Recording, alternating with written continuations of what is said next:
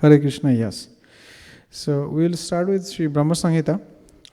We'll actually start with the initial verses. I think that's more relevant to the topic we will discuss today. Hare Krishna, Alex Prabhu. Welcome to ISKCON of Silicon Valley. It's very nice to see you in a Saturday morning. Those, our Shiksha Guru Vaisheshika Maharaj says, like those who turn up in Saturday morning, they are really serious. It's good to see you here. Hare Krishna. Oh my God, yeah, that's really inspiring. This is magic. Okay. So this is called, Brahma Samhita. This is prayer by Lord Brahma, who is considered as the chief architect of this universe. He created this whole universe, material universe, under the direction of the Supreme Personality of Godhead. So he actually rendered this prayer to the Supreme Personality of Godhead. This is one of the chapters which is still accessible to us. It is consisting of 100 chapters, but we have only 5th chapter available right now. Okay, so we can chant in unison. Ishvara Parama Krishna Sachidananda Vigraha Anadiradir Govinda Sarvakarana Karanam Sahasrapatra Kamalam Gakulakyam Mahatpadam Tatkarnikadam Tadhama Tad Anantam Sasambhavam Karnikaram Mahadyantram Svatkonam Vajrakelakam Shadangang Shatpadisthanam Prakritya Purushena Cha Premananda Mahananda Rasena Vastitam Hiyat Jyotirupena Manuna Kama Vijena Sangatam Tat Kinjalkam Tat Amsam Tat Patrani Shriyam Api Chatur Ashram Tat Paritaha Shweta Dipakhyam Adbhutam Chatur Ashram Chatur Murtes Chatur Dhama Chaturskritam Chaturbihi Purusharthascha Chaturbhir Hetuvirvritam Shulayir Dasavir Anadham Urdhvada Dividikshapi Ashtadvir Nidivir Jushtam Ashtavi Siddhivistatha Manurupascha Dasavir Dikpalay Paritavritam Syamair Gaurascha Raktascha Shuklaischa Parshadarshavai Shovitam Saktivistavir Adbhutavi Samantata Evam Jyotirmayo Deva Sad Ananda Paratparaha Atmaramasya Tasyasti Prakrityana Samagamaha Mayaya Ramamanasya Naviyogastaya Saha Atmana Ramaya Reme Tyakta Kalam Shishikshaya Niyatihi Sarama Devi Tatpriya Tadvasam Tada Tallingam Bhagavan Sambhur Yoti Rupa Sanatana Yayonihi Sapara Sakti Kama Vijam Mahadhare Lingayoni Atmika Jata Ima Maheshwari Prajaha Shaktiman Purusha Soyam Lingarupi Maheshwara Tasmin Avirabhul Linge Mahavishnur Jagatpatihi Shahasra Shirsha Purusha Shahasraksha Shahasrapad Shahasra Bahur Vishwatma Shahasramsha Shahasrasu Narayana Sa Bhagavan Apastasmat Sanatanat Avirasit Karanarno Nidhi Sankarshanatmaka Yogo Nidram Gatastasmin Shahasramsha Sayam Mahan Tadroma Vilajaleshu Vijam Sankarshanascha Haimani Andani Jatani Mahabhuta Britani Tu Pratyandam Evamekam Sad Ekam Sad Vishati Shayam सहस्रमूर्धा विश्वात्मा महाविष्णुः सनातनः वामङ्गदसृजाद् विष्णुं दक्षिणागात् प्रजापतिं ज्योतिर्लिङ्गमयं शम्भुं कूर्चदेशाद् अवसृजात् अहङ्कारात्मकां विश्वां तस्मादेदमयजयता अथ तैस्त्रिविधिर्वेषैर्लीलामुद्भतः किल ओगोनिद्रा भगवती तस्य श्रीवसङ्गता शिशिक्षायां ततो नाभेस्तस्य पद्मं विनिर्ययुः तन्नालं हेमनालिनं ब्रह्मणलोकमद्भुतम् तत्त्वानि पूर्वरूढानि करणानि परस्परं समवाया प्रयोगच्च विभिन्नानि पृथक् पृथक् चिच्चक्त्या सज्जमानाथा भगवान् आदिपुरुषा योजयन्मया देवो योगनिद्राम् अकल्पयत् यजयत्वा तु तन्येवा परिवेशासयं गुहां प्रविष्ट तस्मिंस्तु जीवात्मा प्रतिबुध्यते स नित्यो नित्यसम्बन्धः प्रकृतिश्च परैव स्वा एवं सर्वात्मसम्बन्धं नाभ्यां पद्मां हरेरभूत् तत्र ब्रह्मा भवद्भूयश्चतुर्वेदी चतुर्मुखा संजत भगवच्चक्त्या तत्कालं किल चोदिता शिशिक्षायां मतिं चक्रे पूर्वसंस्कार संस्कृता ददार्श केवलं ध्वन्त्वां नान्यत् किमपि सर्वथा उवाच पुरतस्तस्मै तस्य दिव्या सरस्वती कामकृष्णाय गोविन्दाय हे गोपीजन इत्यपि वल्लभाय प्रिया वन्वेर्मन्त्रं ते दस्यति प्रियां तपस्त्वां तपयेतेन तव सिद्धिर्भविष्यति अथ ते पेशशुचिरां पिनान् गोविन्दमव्ययां श्वेतदीपापतिं कृष्णं गोलोकस्थां परत्परां प्रकृत्या गुणरूपिण्या रूपिणा पर्युपासितं सहस्रदलसम्पन्ने कोटिकिञ्जल्कभृमिते भूमिश्चिन्तामणिस्तत्र कर्णिकारे महासने समासीनां चिदानन्दां ज्योतिरूपां सनातनां शब्दब्रह्ममयं वेणुं वादयन्तं मुखाम्बुजे विलासिनी गणमृतं स्वैश्वैरांशैरविष्टुतम् अथो वेणुनिनादस्य त्रयी मूर्तिमयी गतिः स्फुरन्ति प्रविवेशासु मुखाब्जानि स्वयंभुवा गायत्रीं गायतस्तस्माद् अधिगत्य सरोजजा संस्कृतश्चादिगुणोना द्विजात्मागमात्तता त्रया प्रबुद्धता विधिर्विज्ञता तत्सागरा तुष्टवा वेदसारेण श्रोत्रेणानेन केशवा. Mataji, now we want to read the translation for these 28 verses.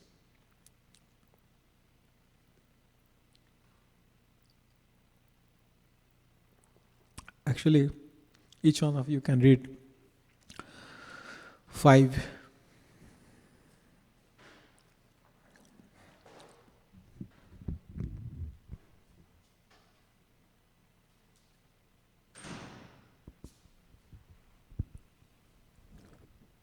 Yes, Babu, 5.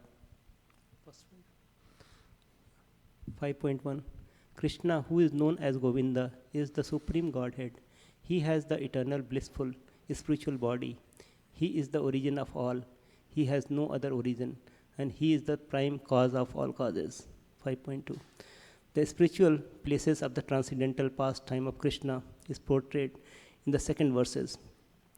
The super excellent station of the Krishna, which is known as the Gokula, has thousands of petals and a corolla like that of a lotus sprouted from a part of his inflammatory aspect, the wholes of the leaves being the actual abode of the Krishna. Can you go to 5 The wholes of the transcendental lotus is the realms of wherein dwells Krishna. He is the hexagonal figure, the abode of the indwelling, predominated and predominating aspect of the absolute, like a diamond, and the central supporting figure of the self-luminous Krishna stand as the transcendental source of the potency of all potencies. The holy name consisting of the 18 transcendental letters is manifested in the hexagonal figure with the sixfold divisions. The wholes of the eternal realms, Gokula is the hexagonal abode of the Krishna. Its petal all the abodes of the gopis, who are the part and parcel of the Krishna, to whom they are the most lovingly devoted and are similar in essence. The petals shines beautifully like so many walls. The extended leaves of the lotus are the garden-like dhama. For example, spiritual abode of the Sri Radhika, the most beloved of Krishna. 5.5. The surrounding external plane of the Gokula is described in these verses. There is a mysterious quadrangular places named as the Swetadeepa surrounding by the outskirt of the Gokula. The Swetadeepa is divided into the 4 parts on all sided. The abode of the Vasudeva, Sankarsan, Pradum and Anuruddha are separately located in each of these 4 parts. These 4 divided abodes are enveloped by the fourfold human requirement, such as the piety, wealth, passion, and liberations, as also by the 4 Vedas, for example, Riga, Sam, Ajur, and Atharva, which deals with the mantras and which are the basis of the achievement of the fourfold mundane requirement. 10 tridents are fixed in the 10 directions, including the zenith and nadir. The 8 directions are decorated with the 8 jewels of the Mahapadma, Padma, Sankha, Makara, Kachapa, Mukunda, Kunda, and Nila. These are the 10 protectors, this palas, of the 10 directions in the form of the mantra. The association of the hues and blues, yellow and red and whites are the extraordinary potencies bearing the names of the Bimala, etc., signs on all sided.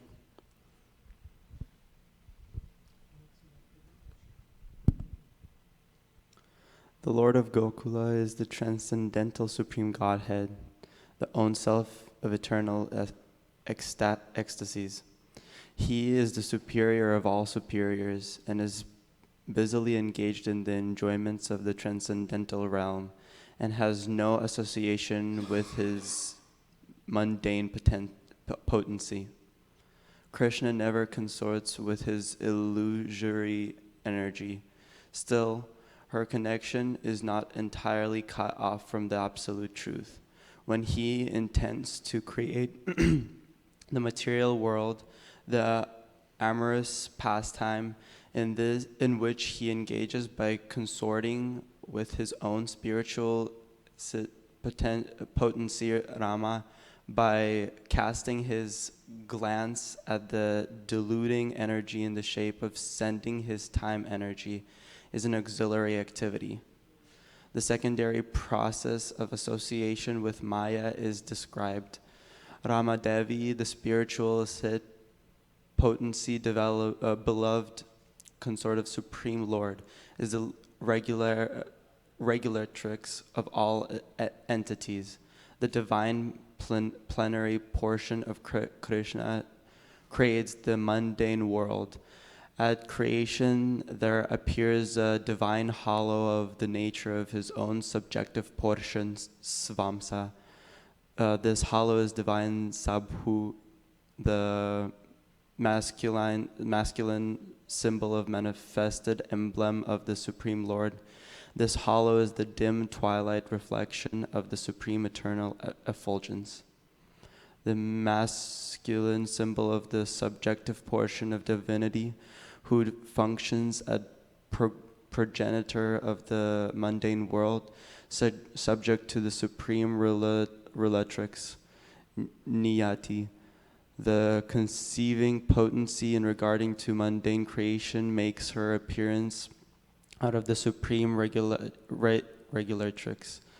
She is Maya, the limited, non-absolute apara potency, the symbol of mundane feminine productivity.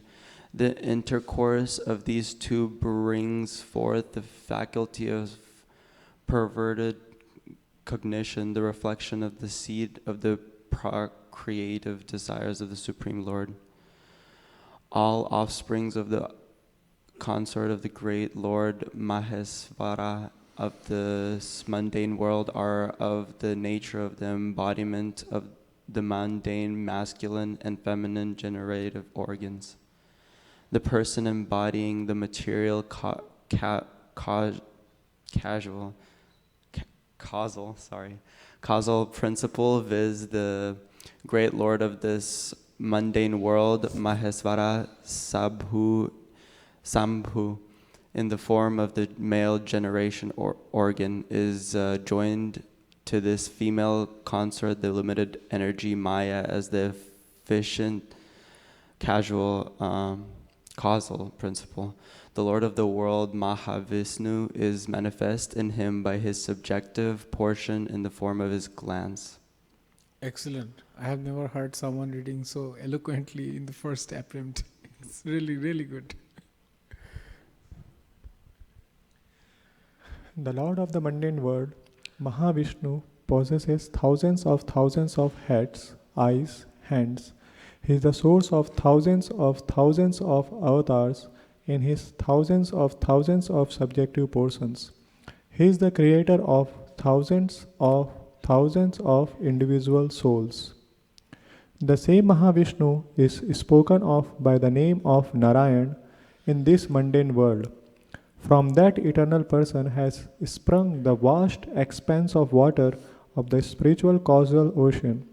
The subjective person of Sankarshan, who abides in Paravyom, the above Supreme Purusha, with the thousands of subjective portions, reposes in the state of divine sleep, Yoga Nidra, in the waters of the spiritual causal ocean. The spiritual seeds of Sankarshan, existing in the pores of skin of Mahavishnu, are born as so many golden sperms. These sperms are covered with 5 great elements. The same Mahavishnu entered into each universe as his own separate subjective portions. The divine portions that entered into each universe are possessed of his majestic extension. That is, they are the eternal universal soul, Mahavishnu, possessing thousands of heads.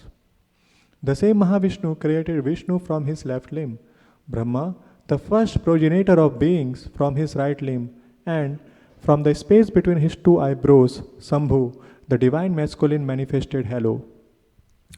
The function of Shambhu in relation to Jivas is that this universe enshrining the mundane egotistic principle has originated from Shambhu. Thereupon the same great personal Godhead, assuming the threefold forms of Vishnu, Prajapati and Shambhu, entering into the mundane universe, placed the pastimes of preservation, creation and destruction of this world. This pastime is contained in the mundane world, hence it being perverted. The Supreme Lord, identical with Mahavishnu, prefers to consort with the goddess Yoganidra, the constituent of his own spiritual Chit potency, full of the ecstatic trance of eternal bliss, appertaining to his own divine personality. When Vishnu, lying in the ocean of milk, wills to create this universe, a golden lotus springs from his navel pit. The golden lotus with its stem is the abode of Brahma, representing Brahmaloka or Satyaloka. Before their conglomeration, the primary elements in their nascent state remained originally separate entities. Non-application of the conglomerating process is the cause of their separate existence. Divine Mahavishnu, primal Godhead, through association with his own spiritual Chit potency, moved Maya and by the application of the conglomerating principle created those different entities in their state of cooperation. And after that he himself consorted with Yoganidra by way of his eternal dalliance with his spiritual Chit potency. By conglomerating all those separate entities, he manifested the innumerable mundane universes and himself entered into the inmost recess of every extended conglomerate Virat Vigraha. At that time, those jivas who had lain dormant during the cataclysm were awakened. Adin Prabhu. Yes, Prabhu. 21 to 25. We have Shraddha Mataji here also. 521. The same jiva is eternal and is for eternity and without a beginning joined to the Supreme Lord by the tie of an eternal kinship. He is transcendental spiritual potency. 522. The divine lotus which springs from the navel pit of Vishnu is in every way related by the spiritual tie with all souls and is the origin of four-faced Brahma versed in the four Vedas. 523. On coming out of the lotus, Brahma, being guided by the divine potency, turned his mind to the act of creation under the impulse of previous impressions, but he could see nothing but darkness in every direction. 524. Then the goddess of learning, Sarasvati, the divine consort of the Supreme Lord, said thus to Brahma, who saw nothing but gloom in all directions, O Brahma, this mantra, viz., Klim Krishnaya Govindaya Gopijanavalabhaya Swaha, will assuredly fulfill your heart's desire. 525. O Brahma, do thou practice spiritual association by means of this mantra, then all your desires will be fulfilled. Prabhuji. 526. Brahma, being desirous of satisfying Govinda, practiced the cultural act of the Krishna in Gokula, Lord of Swetadeepa. For the long time, his meditation ran thus: there exists a divine lotus of the 1,000 petals, augmented by the millions of the filaments in the transcendental land of Goloka. On its walls, there exist a great divine thrones of which they seated in the Sri Krishna, the form of the eternal effulgence of the transcendental bliss, playing on his divine flute, resonant with the divine sounds with his lotus mouth.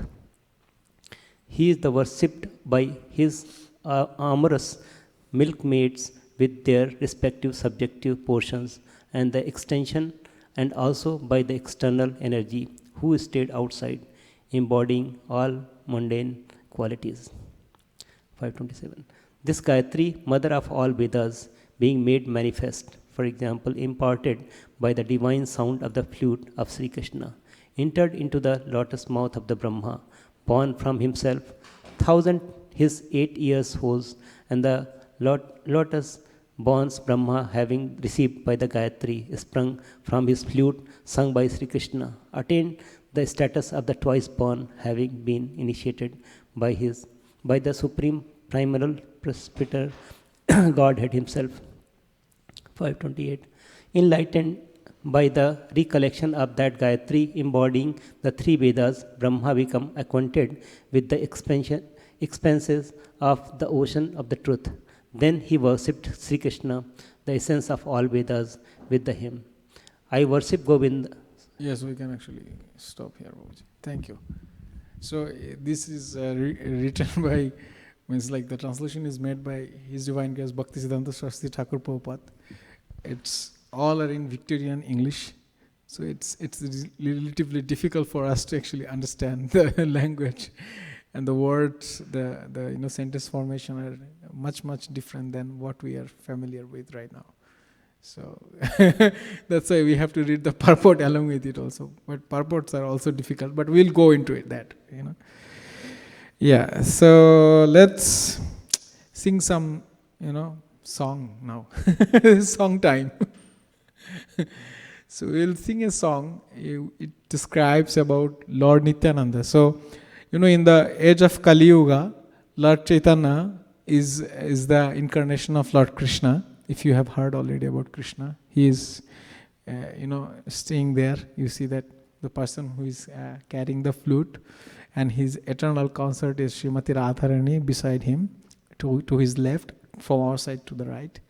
And to his right, you can see another form of the Lord. He is also Krishna, but has a special, purpose to fulfill. He wants to give the love of Krishna towards us. That's why his hands are also like this. He's giving. So that personality is Sri Chaitanya Mahaprabhu.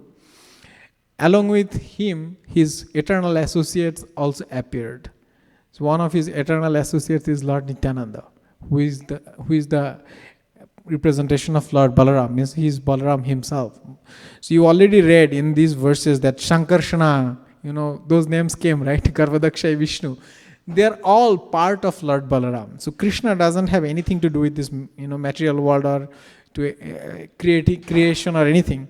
He does it through, his first quadruple expansion through Sankarshan, Mahashankarshan. So Lord Balaram actually is the source of Mahashankarshan even. So here we'll sing a special characteristics of Lord Nityananda. So it is said in Chaitanya Bhagavat that, Lord Chaitanya is present always in 5 places. Actually they said 4 places, but there is another one place, it is kind of confidential. So one place is whenever Sachimata cooks, wherever she cooks. I forgot the verse, but that is a nice verse. Shochir Randhone, Srivasher Kirtane, Nityananদের নর্তনে R রাঘবের ভোজনে something. 4 places. So one is when Sachimata cooks or whatever she offers, Lord Nityananda, Lord Chaitanya always is present there and he accepts. Another one is when there is a kirtan in Srivas Pandit's house. Srivas Pandit is another, eternal associate of Lord Chaitanya. Then when there is any offering in Raghav Pandit's house, because Raghav Pandit is a very powerful devotee and his offerings are very elaborate also. And where there is dancing of Lord Nityananda. In Chaitanya Charitamrita Antilila, it comes like in the pastimes of Raghunath Das Goswami, that Lord Nityananda's dances are so magnanimous, magnificent, that nobody can actually describe the ecstasy or describe the mudras he performs. Nityer mahatya keva bornibare pare, Mahaprabhu aishe je nitya dekhibare. Even Lord Nityananda, Lord Chaitanya comes to see his dances, and only the fortunate souls, they see the presence of Lord Chaitanya. Anyway, so this song is written by Srila Vrindavan Das Thakur, who is an eternal servant of Lord Nityananda. He is even initiated by Lord Nityananda. So he is always ecstatic about, glorification of Lord Nityananda. That's why 25% or more than 25% of Chaitanya Bhagavat is about the glories of Lord Nityananda. So he's saying, Nache nache nitai gauro guno mania. So Lord Nityananda is dancing by, remembering or, describing the qualities of Lord Chaitanya, Lord Gaura. Gaura is another name of Lord Chaitanya. By the way, you will come to know about all of this in course of time. Bame priyo gadadhar, Srivasho advaita bar, parishodo taragana jinia. So, to his left side is his dearmost Gadadhar, and Srivas Pandit and Advaita Chandra, and so many associates that the way you cannot actually calculate the stars, similarly you cannot calculate the number of people, associates present there who are dancing with him. Baje kholo korotalo modhuro songito bhalo gogono bhorilo horidhoniya. So along with the dancing there are sounding or performance of khol, means like mridanga, the percussion instrument we have, and there is a kartal. This is called kartal, cymbal. Then madhuro songito bhalo, very sweet song or kirtan is going on, the pastimes of Lord. Gogono bhorilo horidhoniya, whole universe, whole atmosphere is filled with the sound of Hari, Hari, Hari, because the glorification of Lord is also similar to the name of Lord. চন্দন চর্চিত গায় ফাগু বিন্দু বিন্দু তাই বনমালা ডোলে ভালো ডলিয়া বলিয়া. So his body is anointed with chandan, sandal paste. Mataji, you have to go one verse, yeah. Fagu bindu bindu tai means like it is anointed with like small points, like those chandan are very nicely decorating his body with small nice round point. Banamala dole bhalo bolia. So the what is this garland? This Bonamala garland means like garland made with different types of flowers and herbs. They are actually swinging around his neck because he's dancing, right? Yeah. Bhalo bolia. They are actually, their Banamala is also, enlivened here. They are telling, oh, what a beautiful thing. Anyways, gole shubro upobito rupo koti kamojito chorone nupuro ronoroniya. He's actually in his around his neck there is white, Brahmana thread because he's a Brahmin. And rupo koti kamojito, his beauty is actually defeats even millions of Cupid. Cupid is actually the god of love, and he's very beautiful. But his beauty actually defeats even if you combine million of Cupid's beauty. Chorone rupura rana ronia. His ankle veil is actually sounding in his feet. দুই ভাই নাচি যায় সহচর গণ গায় গদাধর অঙ্গে পরে ঢুলিয়া. Two brothers are dancing, and the two brothers means here Gaur and Nitai, and his associates, they are singing, and Gadadhar অঙ্গে পরে ঢুলিয়া, and in ecstasy Gadadhar is actually falling in his body, kind of, yeah. পুরবর অবশ্য লীলা এবে প্রভু প্রকাশিলা সেই বৃন্দাবন এই Nadia. Whatever pastimes he has enacted in Vrindavan, that same pastime he is manifesting in this Nadia, which is not different from Vrindavan. Yeah, Nadia is the place where Lord Chaitanya was born. বিহারে গঙ্গার তীরে সেই ধীরে সমীরে বৃন্দাবন দাস কহে জানিয়া. So Vrindavan Das considers that same Gangar Tir and the air, the cooling air is still present there, and he is actually experienced that ecstasy whatever happened before, because this is actually manifesting in his mind, in his remembrance while he is writing this. So he's feeling the same ecstasy, same thing is manifesting in front of him. Anyways, let's sing this song while actually he was traversing along the bank of the Ganges. Yeah. It's I think you all will be able to follow. I'm not a good singer, but just try to follow with me. So the first line should be nache re nache nitai. Yeah. Nache re nitai gaura guna moniya. নাচে রে নিতাই গৌর গুণ মনিয়া. নাচে রে নিতাই গৌর গুণ মনিয়া. নাচে রে নিতাই গৌর গুণ মনিয়া. নাচে রে নিতাই গৌর দ্বিজ মনিয়া. নাচে রে নিতাই গৌর দ্বিজ মনিয়া. বামে প্রিয় গদাধর শিবাশয় দ্বৈতবর. বামে প্রিয় গদাধর শিবাশয় দ্বৈতবর.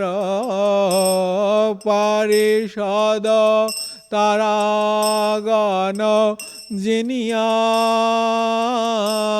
পারিষদ তারাগণ জিনিয়া. নাচে রে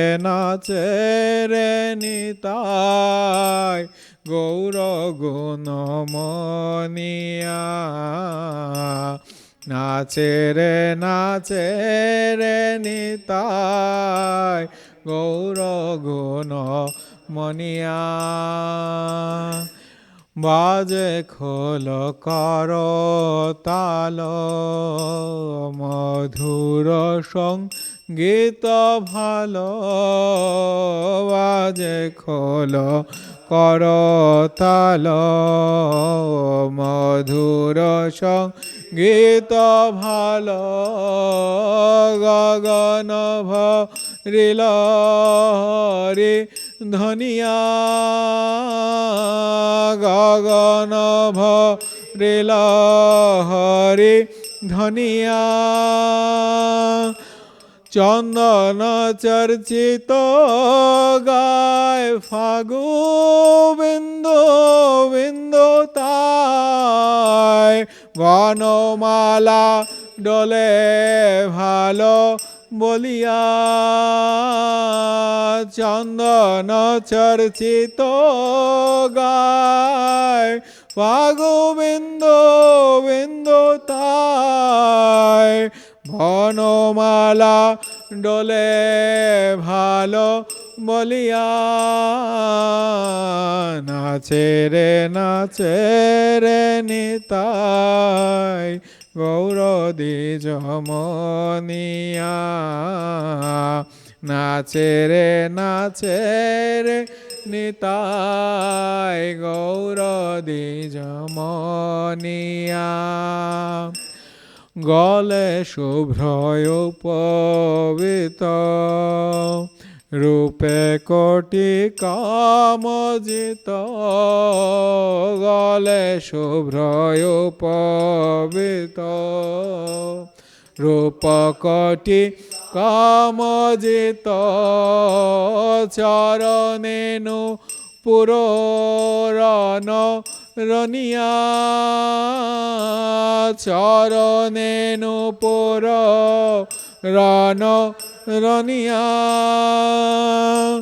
দুই ভাই নাচি যায় সহচর গণ গায় দুই ভাই নাচি যায় সহচর গণ গায় গদাধর অঙ্গে পরে ঢুলিয়া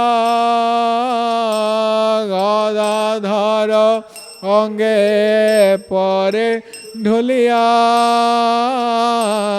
নাচে রে নিতাই গৌর গুণ মনিয়া নাচে রে নিতাই গৌর গুণ মনিয়া পুরবর ভসলীলা এবে প্রভু প্রকাশিলা পুরবর ভসলীলা এবে প্রভু প্রকাশিলা সেই বৃন্দাবন এই নদিয়া সেই বৃন্দা এই নদিয়া বিহরে গঙ্গা তীরে সেই ধীর সমীরে বৃন্দাবন দাস কহে জানিয়া বিহারে গঙ্গা তীরে সেই ধীর সমীরে বৃন্দাবন দাস কহে জানিয়া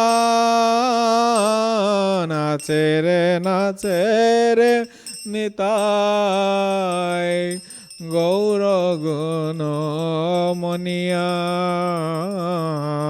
নাচে রে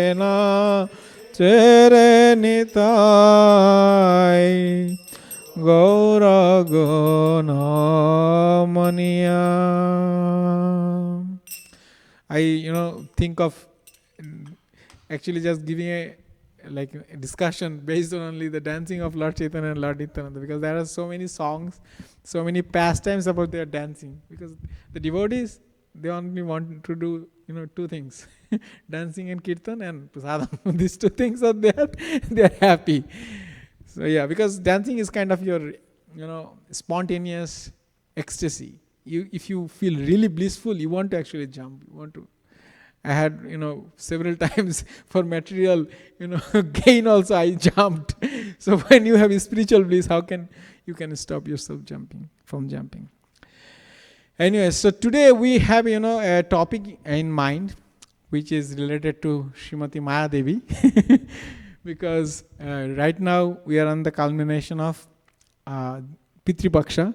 So from tomorrow, Devi Paksha is beginning. So many devotees will be fasting and will be doing Navratri Vrat. Bengalis will be performing Durga Puja. So these are all related to Mother Durga. Durga is the representation of Maya Shakti. So today our topic is mainly actually based on Srimati Maya Devi. In fact, we'll try to discuss her, contribution in her life. How can we actually take her shelter and get help from her to get rid of her influence. So those kind of things, yeah. So Mataji, can you please put, Srimad Bhagavatam 2:9-34, which is one of the prime verses of Srimad Bhagavatam.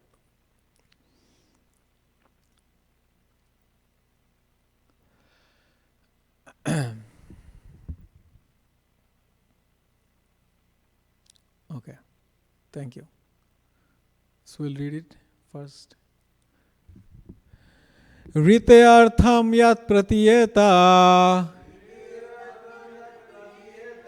na pratiyeta chatmani tad vidyadatmana mayang yatha bhasa yatha tamaha. Rite artham yat pratiyeta na pratiyeta chatmani tad vidyadatmana mayang yatha bhasa yatha tamaha. Rite artham yat pratiyeta na pratiyeta chatmani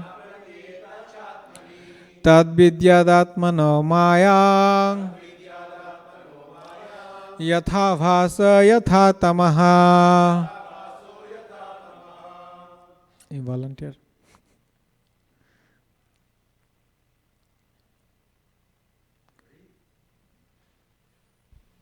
Rite artman yat pratiyeta. Rite artham yat pratiyeta Na pratiyeta chatmani. na pratiyeta chatmani Tad vidyad atmano mayam. tad vidyadatmano mayam Yata basso yata tamaha. yatha bhasa yatha tamaha. ऋतेराथम यथ प्रतीयेता Rityartham yat pratiyeta न प्रतीयेत चात्मनि na pratiyeta chatmani तद्विद्यादात्मनो मायां tad vidyadatmano mayam यथा भासो यथा तमः yatha bhasa yatha tamaha. Everybody else. ऋतेरत्मं यत् परित्येत Rityartham yat pratiyeta न प्रतीयेता चात्मनि na pratiyeta chatmani तद् विद्येत आत्मनो मायं tad vidyat atmano mayang यथा भास्यो यथा तमः. yatha bhasa yatha tamaha.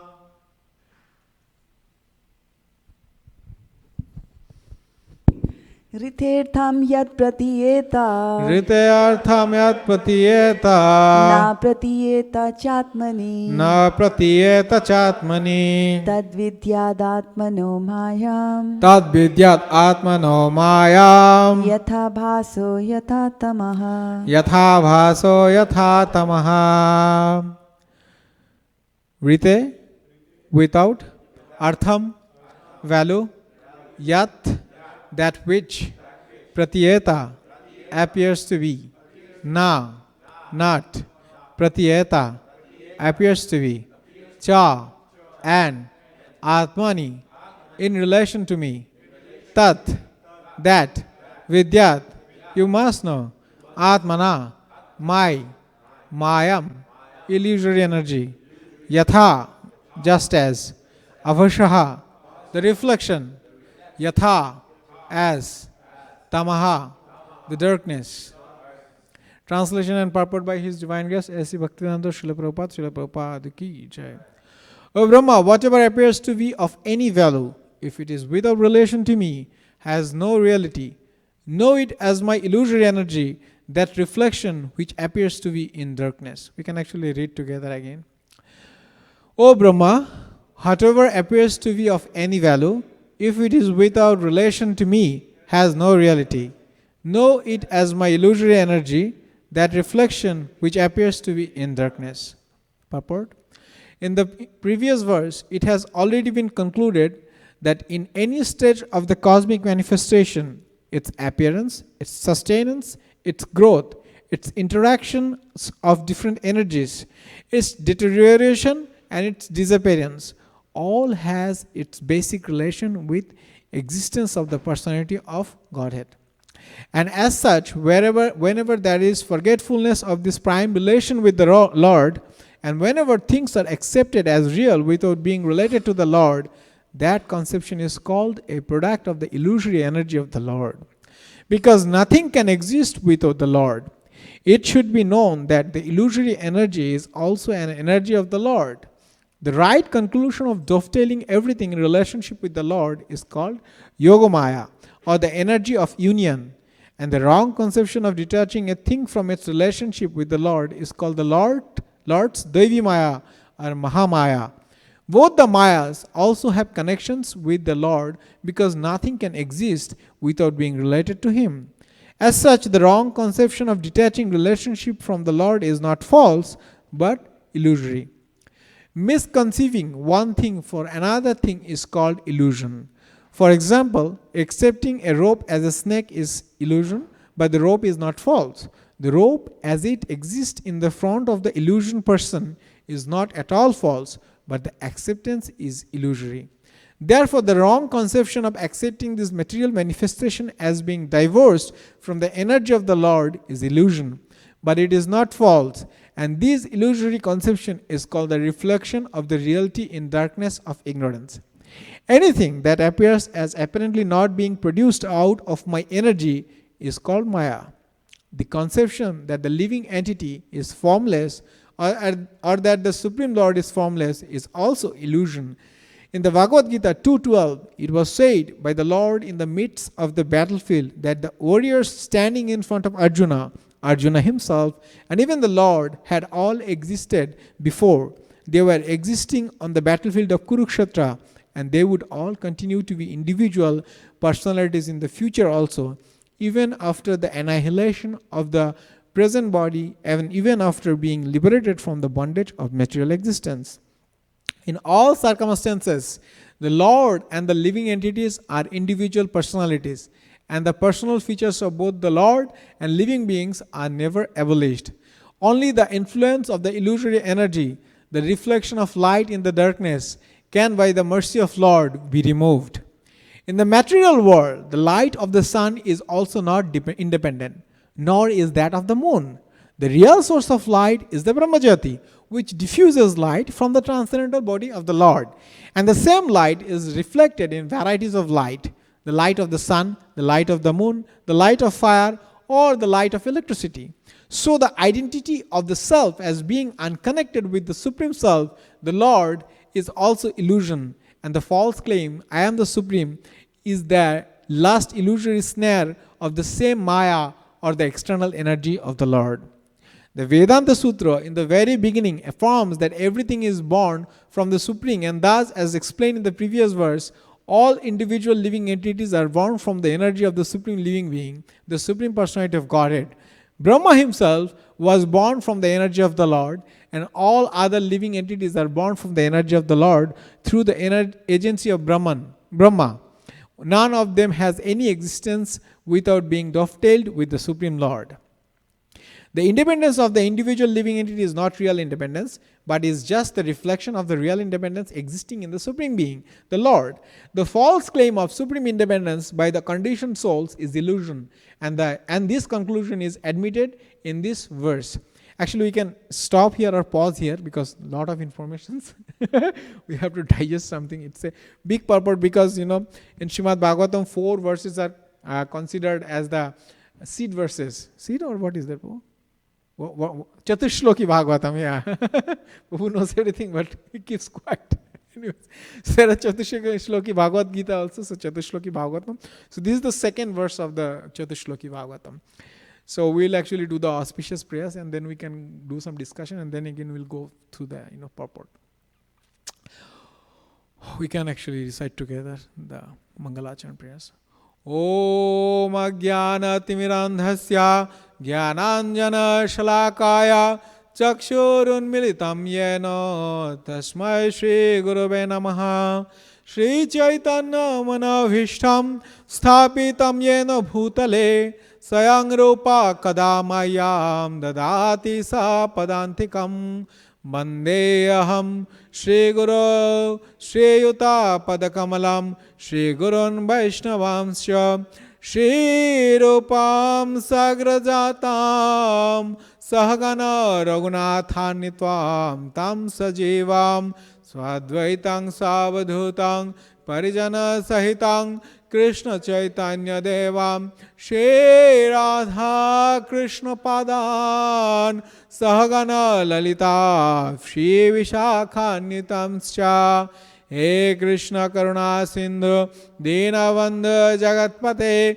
Gopesha Gopika Kanda Radha Kanta Namastute Tapta Kanchana Gaurangi Radhe Vrindavaneshwari Vishwanu Shute Devi Pranamami Hari Priye Bancha Kalpatarubhyasya Kipa Sindhu Bayevacha Patitanang Pavanebhyo Vaishnavebhyo Nama Namaha Jayo Shri Krishna Chaitanya Prabhu Nityananda Shri Advaita Gadadhar Sivasadi Gaur Bhakta Vrinda Hare Krishna Krishna Krishna Hare Hare Hare Rama Rama Rama Hare Hare Mukhaṁ karoti vachalam Bangam langayatem girim Yatkripatamaham bande Shri Guru Dinataranam Paramananda Madhavam Shri Chaitanyam Ishwaram. Yeah, so, to understand the philosophy of Krishna consciousness, there are different tattvas. Because tattva means actually truth, or you can say even absolute truth. Means absolute truth is, like if you consider everything absolute truth, that may be a little bit also misguiding. But absolute truth means like the Supreme Personality of Godhead, from Him everything manifests. But there is relation between, Supreme Personality of Godhead and the things we see, or, things which exist, or different personalities which exist, or different even emotions exist. There is relation. That's why, tattva, truth is very important to understand or to know. So Maya Devi or Maya Tattva is one of the important tattvas. There are, the tattva of the Ishwar Tattva, Krishna Tattva or Ishwar Tattva. There is tattva of, we call also Pancha Tattva, there's 5 manifestations of the Supreme Lord. There is Radha Tattva, there is Prema Tattva, there is Rasa Tattva, how to experience the rasa with the Lord. There is Dhama Tattva, the truth about the Dham, like what you have to do or how you have to approach the Dham. There is Nama Tattva, what are the glories of this holy name, what we should not do while chanting the holy name of the Lord.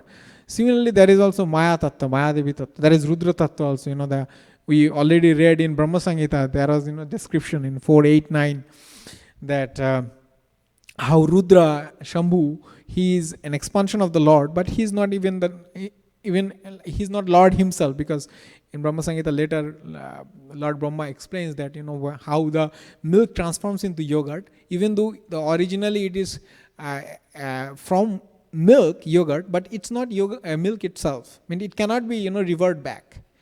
When once milk transform into yogurt or curd. How do you say it? Curd, right? Yogurt, same thing, yeah. It cannot be actually transformed. So that is the relation between Shambhu and Brahma. So there is also a verse in Brahma Samhita which says, actually we want to read it, but I don't know how, if the time allows. So there is identification, or the activities of Maya is also described in Brahma Samhita. So in this verse, Lord is explaining, in the previous verse, in the preceding verse, just before this one, he was explaining. Actually, you can get a Jafu Prabhu, I think those things, that will be helpful for you to actually sit on. Yeah, those things, yeah.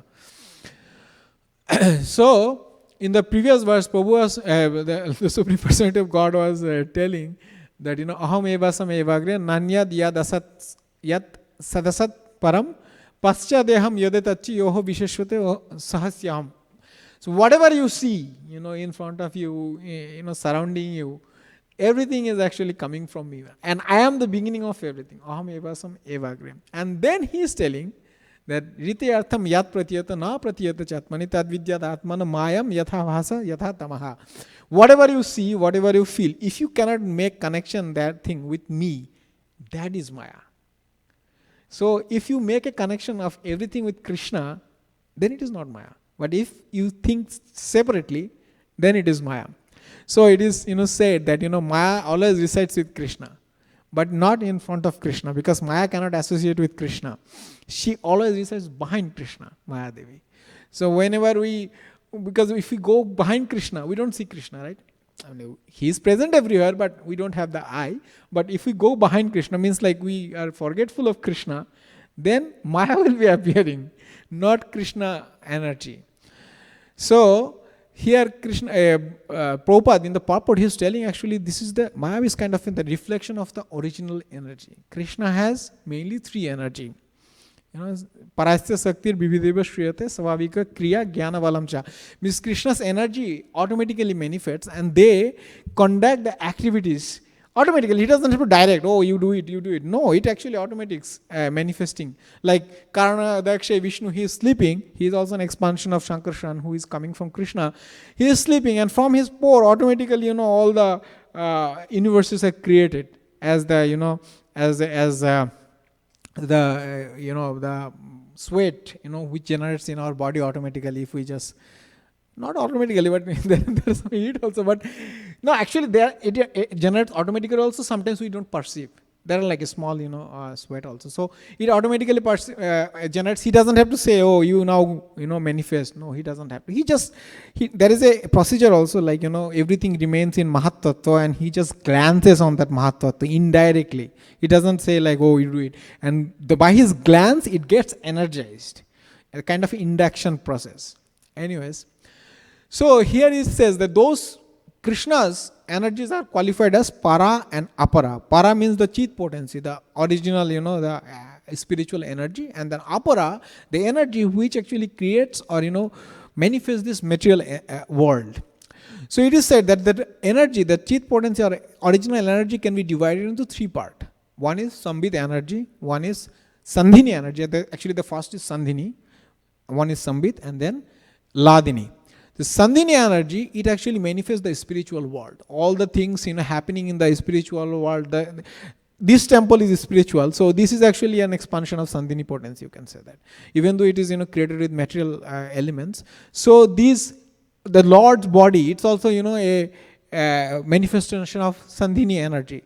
And the Lord of the Sandhini energy is Lord Balaram, because he is the Supreme Personality of Godhead in the mode of servitorship. So he wants to manifest everything for Krishna's pastimes. Be it in this material world when he creates his pastimes, be it in the temple, or be it in the spiritual world. Then comes the Sambit potency, the potency of consciousness, which actually, the energy which directs or, makes the intelligence to create things. So this can be also material, can be spiritual. Material means like when we want to create anything materially, we need intelligence. Not everybody can. That's why, engineers or, certified people, they sign for your house. They sign for the road because they are responsible and people has trust in their intelligence. No, what they are doing, it's authentic. So that intelligence also comes from Krishna. But spiritual intelligence drives people towards Krishna, and material intelligence sometimes maybe making an obstacle to approach Krishna, because we become puffed up. So first is like the material creation and spiritual creation, that is the manifestation of Sandhini Shakti. I did not say actually material creation. So there is a perverted reflection of Sandhini Shakti, is the material manifestations. Like some of the things we use, we don't connect it to Krishna. Just like sometimes we ride a bus for for some activities which are not connected to Krishna. That may be kind of a perverted reflection of original Sandhini Shakti. And then Chit potency, like the intelligence we don't use in the service of Krishna, that can be also considered a perverted reflection. Then comes the Aladini Shakti. So in the Supreme Lord, his only job is to enjoy with his devotees. He doesn't have any job. Like Krishna doesn't have anything. That's why he's carrying a flute. He doesn't carry any sword or any other weapon. Or even in his form as Lord Narasimha, he has Sudarshan Chakra. That's a different form. But in his original, blissful form, means like that is also a blissful form. But my point is like Krishna as the source of all incarnation, his only duty is to enjoy with his devotees. And he manifests in different expansion to make, like variegated relationship with his devotees. That's it. So that in Aladini potency, Krishna enjoys. He enjoys in different way. But we also enjoy, right? Perverted way. We want to eat nicely. Like I had an invitation at a devotee's home yesterday. I had a lot of prasadam, but that's prasadam. Somehow connected to Krishna, even though it satiated my senses also. So we do, we go here and there for amusement also, because sometimes we get exhausted with our office work. So we need to actually take a respite, take a break from what we are doing. So these are kind of perverted, because we cannot connect with these things too. So one time my Guru Maharaj was visiting Middle East, one of the Middle East countries. He preaches there very often.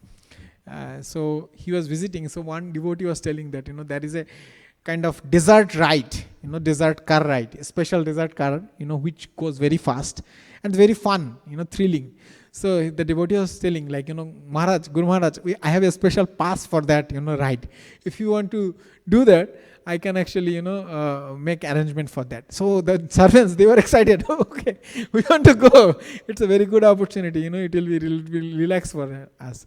So the Guru Maharaj was thinking. He did not give any answer at that point. Later, again, he was asked that, we want to go there. Then Guru Maharaj was telling, no, I could not actually connect it to Krishna. I don't see any, connection with that amusement ride with, my service to Krishna. But same, Guru Maharaj, I saw him, going to Universal Studio. He went to Disney World also, because he wanted to actually build a special TOVP planetarium, Vedic planetarium, which will actually give a 3D experience of the, of a person's journey from this material world to spiritual world. So he wanted to see, what are the things are available, or what are the technologies, or he wanted to perceive it in perspective of current technology, current things in place in different amusement parks. So he could connect that thing. I was present. In front of me, actually, this thing happened. Universal Studio. I was outside. I didn't have the pass, but I was waiting for him. So that thing he could connect. Even though, activities are almost same, right? Some external personality will see, oh, that person is going to amusement park. Oh, it's for amusement only. Because Universal Studio, you don't go for devotional purpose, usually. But he was going for, different purpose. So, externally, so that is the difference. So, I wanted to come to that point. That externally, a devotee's activity and a, mundane or materialistic activity persons can be different. Can be same. Externally, like like devotees go to office, they eat prasadam, they dance, they sing, they hear music, everything, same thing.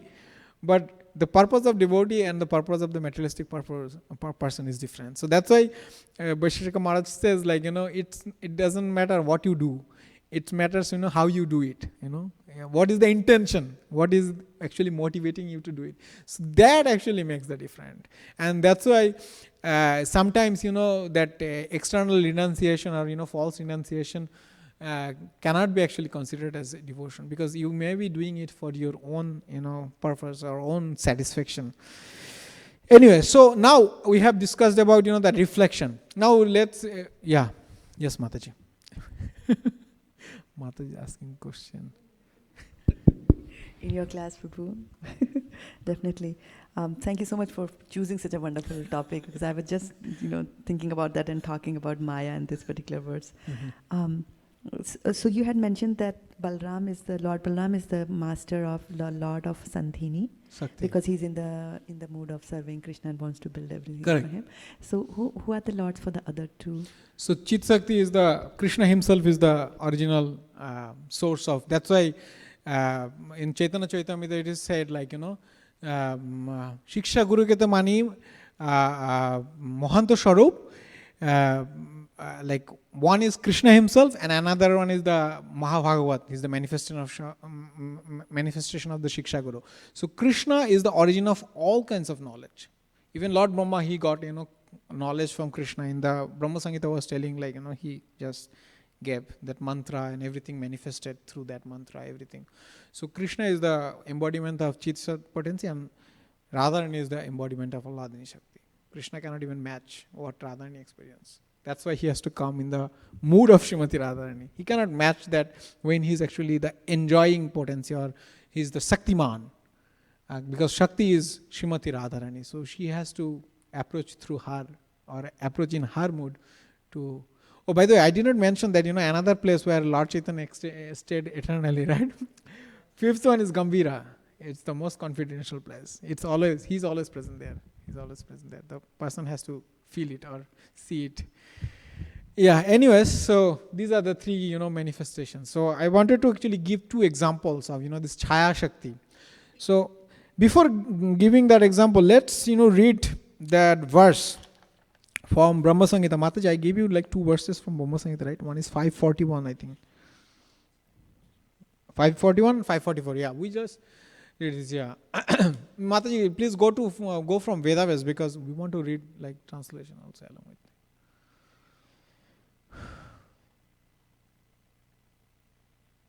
I highly recommend it, if you have time, so please read these 4 verses, 933 to 936. These are like very important verses. And Prabhupada gave, the verses which Prabhupada gave, like very elaborate verses, they are mainly, related to tattvas. In fifth chapter of Adi Lila, he gave like 14 pages, 13 pages, but full of tattvas, second canto and third canto. Yeah. It is 541.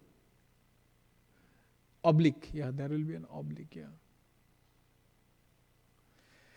Yeah, so you can recite together because everybody knows. Maya hiyasya jagadanda satani sute traigunyatad vishaya veda vitaya mana sattva parasvatva visuddha sattvam govindamadi purusham tamaham bhajami. Translation, please. I worship Govinda, the primeval Lord, who is the absolute substantive principle, being the ultimate entity in the form of the support of all existence, whose external potency embodies the threefold mandal qualities, namely Sattva, Rajas and Tamas, and diffuses the Vedic knowledge regarding the mundane world. Yeah, purport. Purport given by His Divine Grace Bhaktisiddhanta Saraswati Thakur, Srila Prabhupada. The active mundane quality of Rajas bring forth or generates all mundane entities. By the way, Rajas is related to Sandhini Shakti, or the perverted reflection of Sandhini Shakti. The quality of Sattva, mundane manifest principle, in conjunction with Rajas stands for the maintenance of the existence of entities that are so produced. And the qualities of Tamas represents the principle of distraction. The substantive principle which is mixed with the threefold mundane qualities is mundane, while the unmixed substance is transcendental. The quality of eternal existence is the principle of absolute entity. The person whose proper form abides in that essence is alone unalloyed entity, non-mundane, supermundane, and free from all mundane quality. He is cognitive bliss. It is the deluding energy who has elaborated the regulative knowledge bearing on the threefold mundane quality. So, so it is said, when you, have you seen the form of Durga Devi? Alex Prabhu may not have seen, but Durga Devi, who is representation of Maya, he has like 10 hands. And each of the hands, there are different types of weapons, right? Actually, we will read. Mataji, go to 44 verse. Actually, that clears, the things which has been discussed here. Yeah, 44. Yeah. Srishti sthite pralaya sadhana sakti reka chaye vayasya bhuvanani vibharti durga itsaruramapi yasyasya chachestate sa govindamadi purusham tamaham bhajami itsvanurupamapi yasya chachestate sa. Yeah, please go to the translation, Mataji. The external potency Maya, who is the nature of the shadow of the Chit potency, is worshipped by all people as Durga, the creating, preserving and destroying agency of this mundane world. I adore the primeval Lord, Govinda, in accordance with whose will Durga conducts herself. So Durga cannot do anything by herself. Everything is actually directed by Krishna. Purport: the aforesaid presiding deity of Devi Dham is being described. So this is called a Devi Dham, the fortress of Mother Durga. The word in which Brahma takes his stand and hymns the Lord of Goloka is Devi Dham, consisting of the 14 walls, and Durga is its presiding deity. She is 10-armed, representing the tenfold fruitive activities. There are different types of fruitive activities. Everything you want to do, everything you want to achieve in this material world, you have to do through some kind of fruitive activities, and it is categorized in Karma Kanda section of Vedas, like what are the activities and what gives what result. So this tenfold fruitive activities. She rides on the lion, which representing her heroic prowess. She tramples down Mahishasura, representing the subduer of vices, means like all the bad qualities. She is the mother of two sons, Kartikeya and Ganesha, representing beauty and success. She is placed between Lakshmi and Saraswati, representing mundane opulence and mundane knowledge. She is armed with the 20 weapons, representing the various pious activities enjoined by the Vedas for suppression of vices. She holds the snake, representing the beauty of destructive time, Kala Sarpa. Such is Durga, possessing all these manifold forms. Durga is possessed of Durga, which means a prison house. When Jiva is begotten of the marginal potency, Tadastha Shakti, forget the service of Krishna. They are confined in the mundane prison house, the citadel of Durga. Citadel or citadel? How do you? Citadel. Okay. The wheel of karma is the instrument of punishment at this place. The work of purifying these penalized jivas is the duty devolved upon Durga. She is incessantly engaged in discharging the same by the will of Govinda. When luckily the forgetfulness of Govinda on the part of imprisoned jivas is remarked by them, by coming in contact with self-realized souls, and their natural aptitude for the loving service of Krishna is aroused, Durga herself then becomes the agency of their deliverance by the will of Govinda. So it behooves everybody to obtain the guileless grace of Durga, the mistress of this prison house, by propitiating her with the selfless service of Krishna. The boons received from Durga in the shape of wealth, property, recovery from illness of wife and sons should be realized as the deluding kindness of Durga. The mundane physical jubilations of Dasa Mahavidya, the 10 goddess or forms of Durga, are elaborated for the delusion of the fettered souls of this world.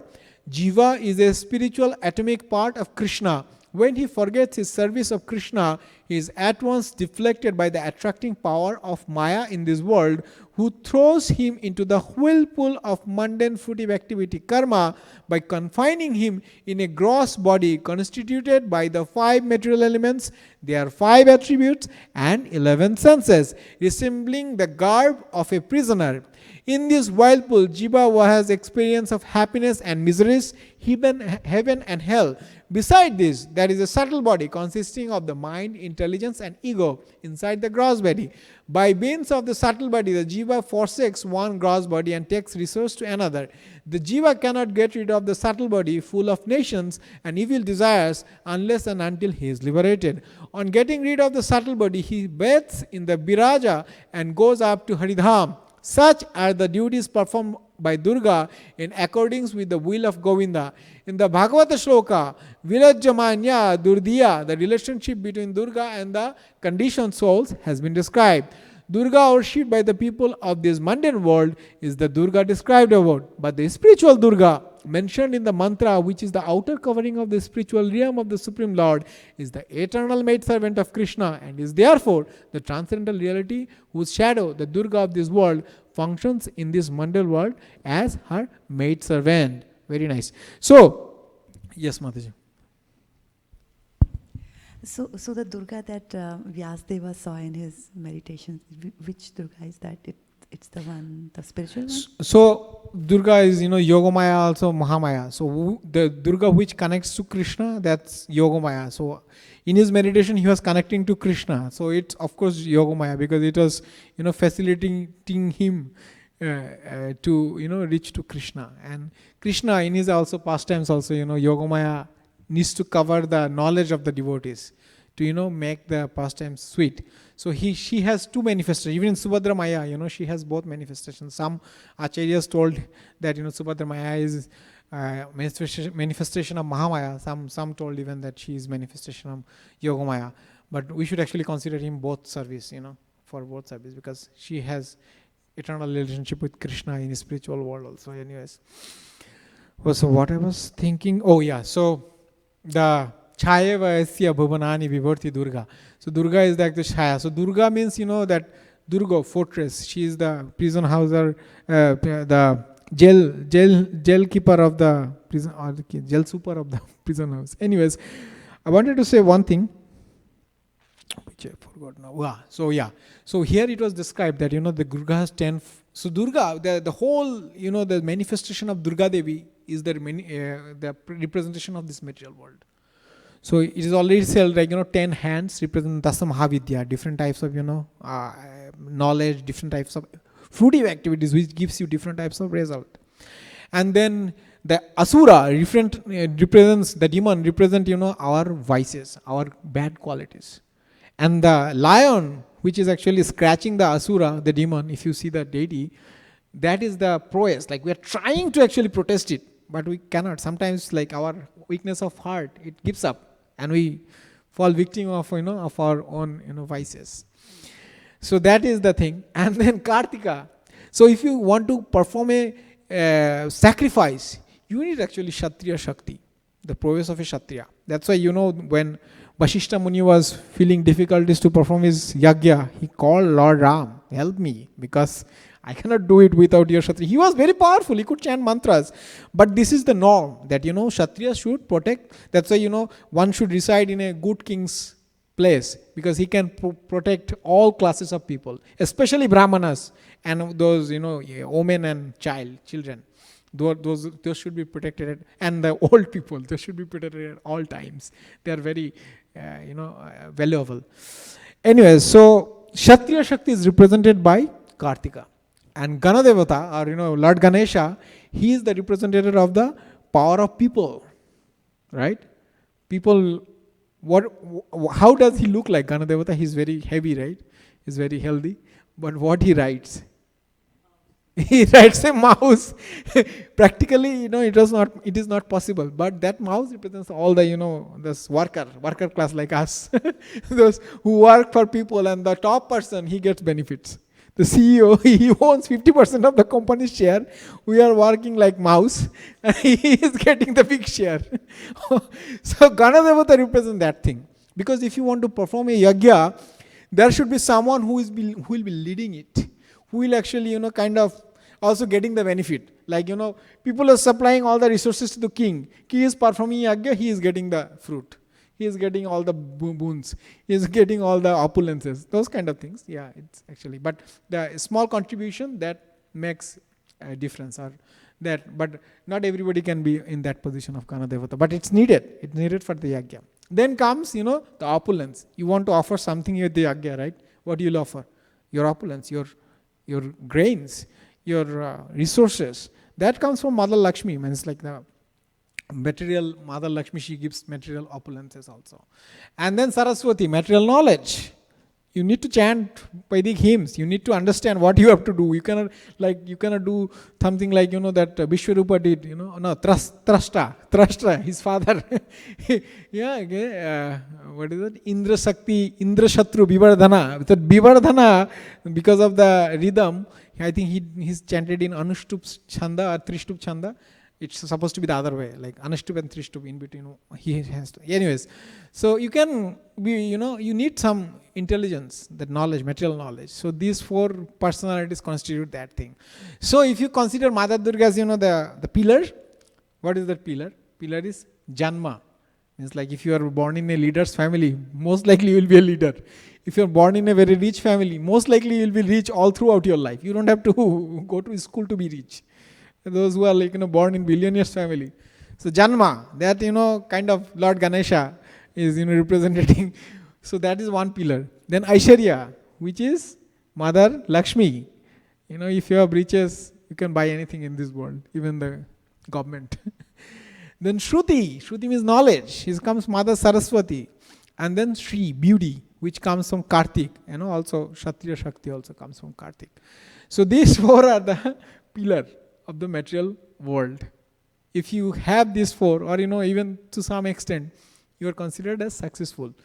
But in spiritual world, there is no value for these things unless you are connecting all of this to Krishna, in the service of Krishna. There is no harm in being opulent, no harm being fame, no harm being a very strong personality. But if you are not connecting it to Krishna, it's just for this lifetime only. It will not be helpful. So that's another, Chaya Shakti. These things are present in the spiritual world also, right? We say Krishna is all opulent, Krishna is all strengthful, Krishna is all knowledge. Aishwarya, Birya, Sri, Jnana, Vairagya. One is missing. Yash, fame, yeah. He has everything in full quantity. That is spiritual, and we cannot emulate that also. That's one thing. Now actually let's discuss, the Chaya Shakti, how this perverted reflection works.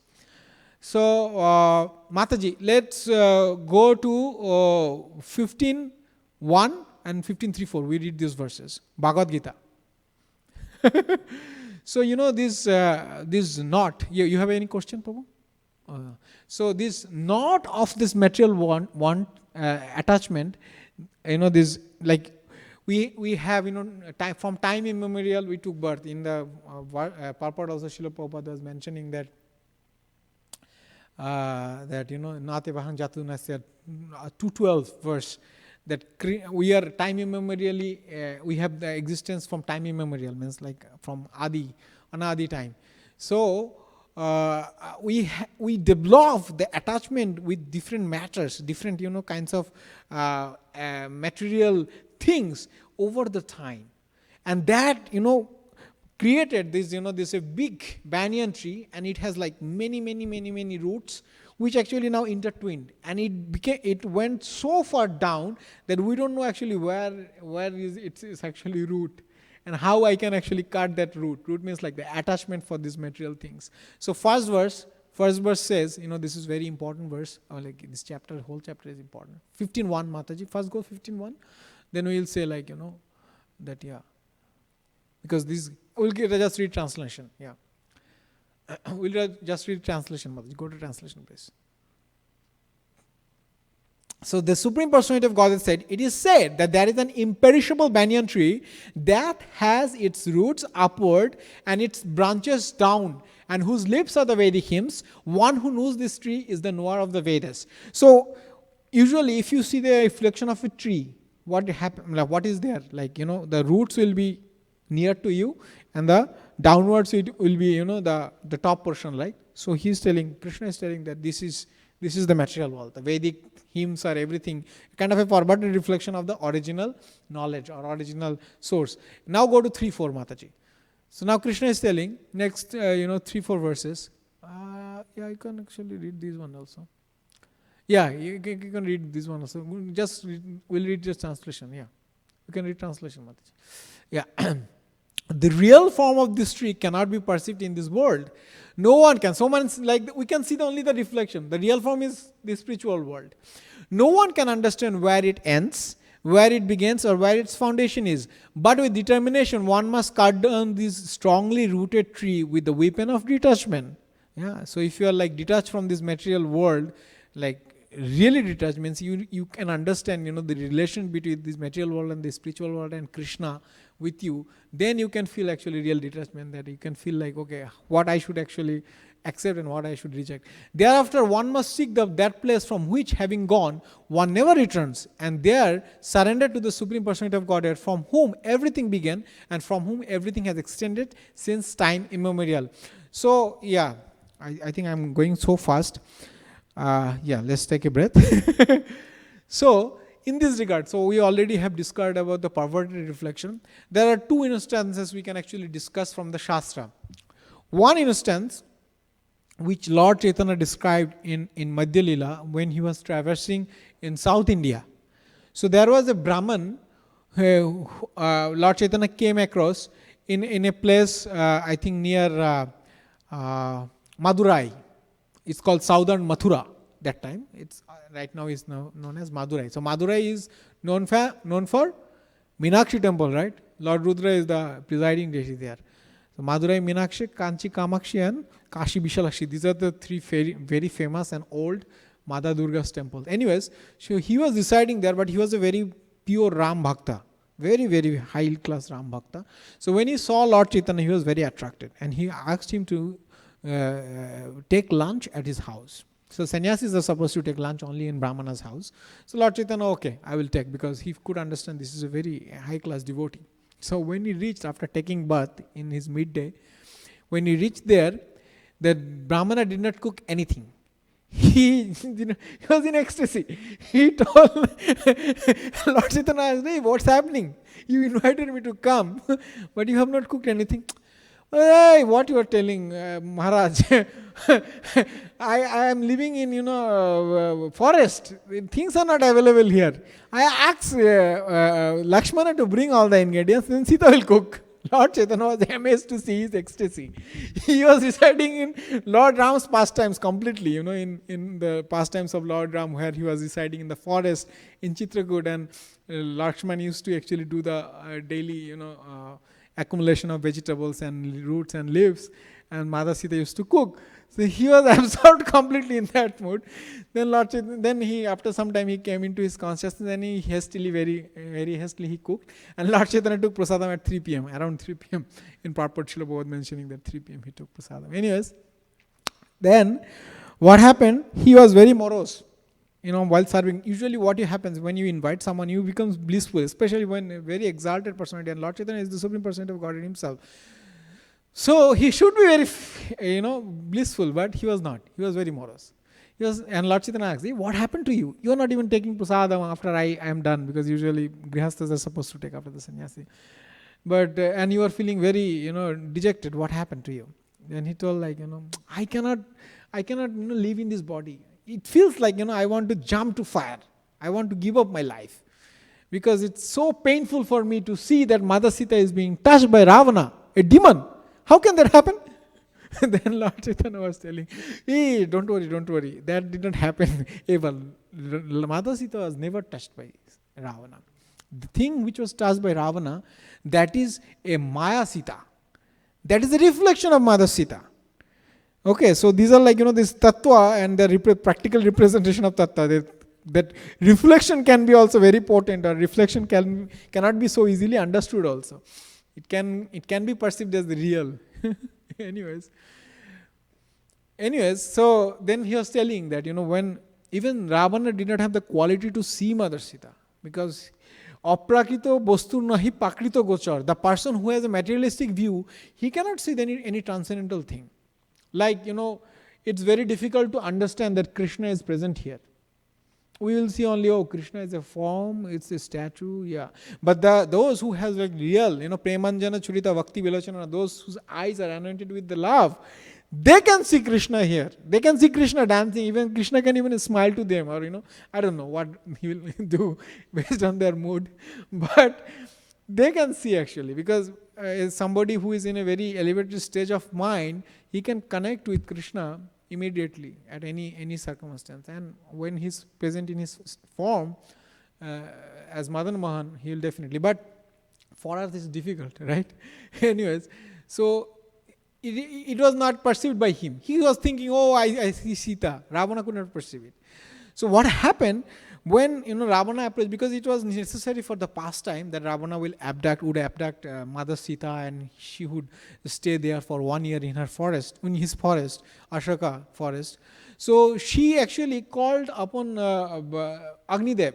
He told she told that Agni Dev, you come now, I have to take your shelter, I have to disguise myself, and you have to create a Chaya Sita. So that happened in the background. And she dissolved in the fire, and Chaya Sita came out of that Agni. So Lord Chaitanya was describing this, that these things happen. But he was not completely convinced, but he took prasadam. He was thinking, yeah, maybe, but in the Ramayana it doesn't say. He was telling like in Valmiki Ramayana it doesn't say.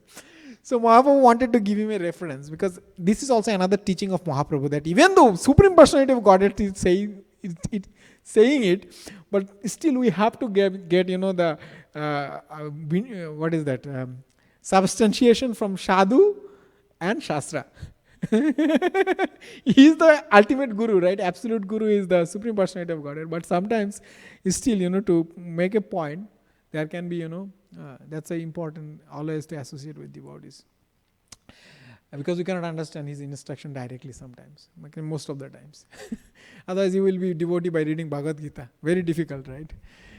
Anyway, so he went to visit another place, I think down south, and he came across, I think Rameshwaram. He visited Rameshwaram, and he came across that Kurma Puran, where devotees were actually discussing this same subject matter, and they were referencing Kurma Puran. Then Lord Chaitanya actually, when he traveled back, he was very excited, and he showed it to him that, in the Kurma Puran here it says that, that is Mada Sita is Maya Sita, Chaya Sita, original, not original personality. So you don't have to be morose again. And he started jumping, oh, my Mada Sita was not touched by that demon Ravan. He was very ecstatic. This is the mood of a devotee also. Anyways, this is one reference that that Chaya thing can exist, and it can be bewildering. We can consider it as true. The second example from Srimad Bhagavatam. In Srimad Bhagavatam, 9th canto, we see the pastimes of Pururva. Pururva is the son of Aila. So there is a family lineage. 9th canto is all about family lineage. So from Lord Brahma comes Atri. From Atri comes Soma. Soma is the moon god. From Soma comes Buddha. Buddha comes Aila or Pururva. So this is the relationship. So he was a very, very valorous king. He was the king of the whole universe. And he helped even Lord Indra to conquer the demons. Helped him in many, many battles. So he was so valorous and so beautiful that he was approached by Urvashi, who is a celestial damsel. Celestial dancer. She was created by Naranarayan Rishi, actually Lord Narayan, from Naranarayan, from his thigh. That's why he's called Urvashi. So she was so beautiful, cannot be matched by any of the material beauty or anything. That's why it's called celestial beauty. But also her beauty is nowhere near to the beauty of any of the Lakshmi Matas. That's the different topic. So Urvashi, she was attracted. There was a curse actually why she was attracted to a human being. But it so happened that she was attracted, and she asked that, can you give me your association? Pururva. And Pururva was also enchanted by her beauty. Wow, so beautiful. Because she's celestial and she's the topmost. So Urvashi told, yes, I will associate with you, and I will actually stay with you for some time. But I have two conditions. One condition, that you will not see me any time without clothes. And you have to protect my 2 lamps. She had 2 lamps. I don't know why it was so important for her. It was a kind of out of so many things. Anyways, but by the will of providence, it happened that both of things happened on the same day. That he did not take care, and she also asked for everything cooked to be in the ghee. Those things and as secondary things, but these are the two main clauses. So some or other, by the will of providence, she had to leave because he saw him without clothes. That was also the plot of the celestial demigods, because they were devoid of her association, because demigods, they are enjoying her association so much that they felt like now it is time to take her back. Now Purva, when she left, she was very actually morose. He felt like, oh, my life is actually doomed. I'm without her is just zero. So he was traversing here and there, and somehow or other in Kurukshetra, when he was there, he met Urvashi again. Urvashi was there. Then Urvashi told, oh, if you want to get me again, you actually pray to Gandharvas. You do sadhana to Gandharvas. Hare Krishna.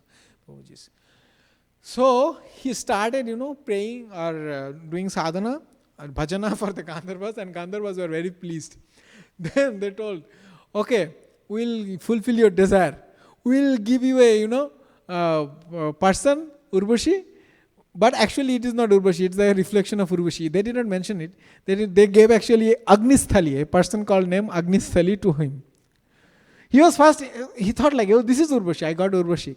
But after some time, because he was also a very powerful personality, he could understand this is not the original personality. And then he was lamenting, hey, what I'm doing, I'm so bad, I'm just thinking that this material body, this material enjoyment is the source of everything.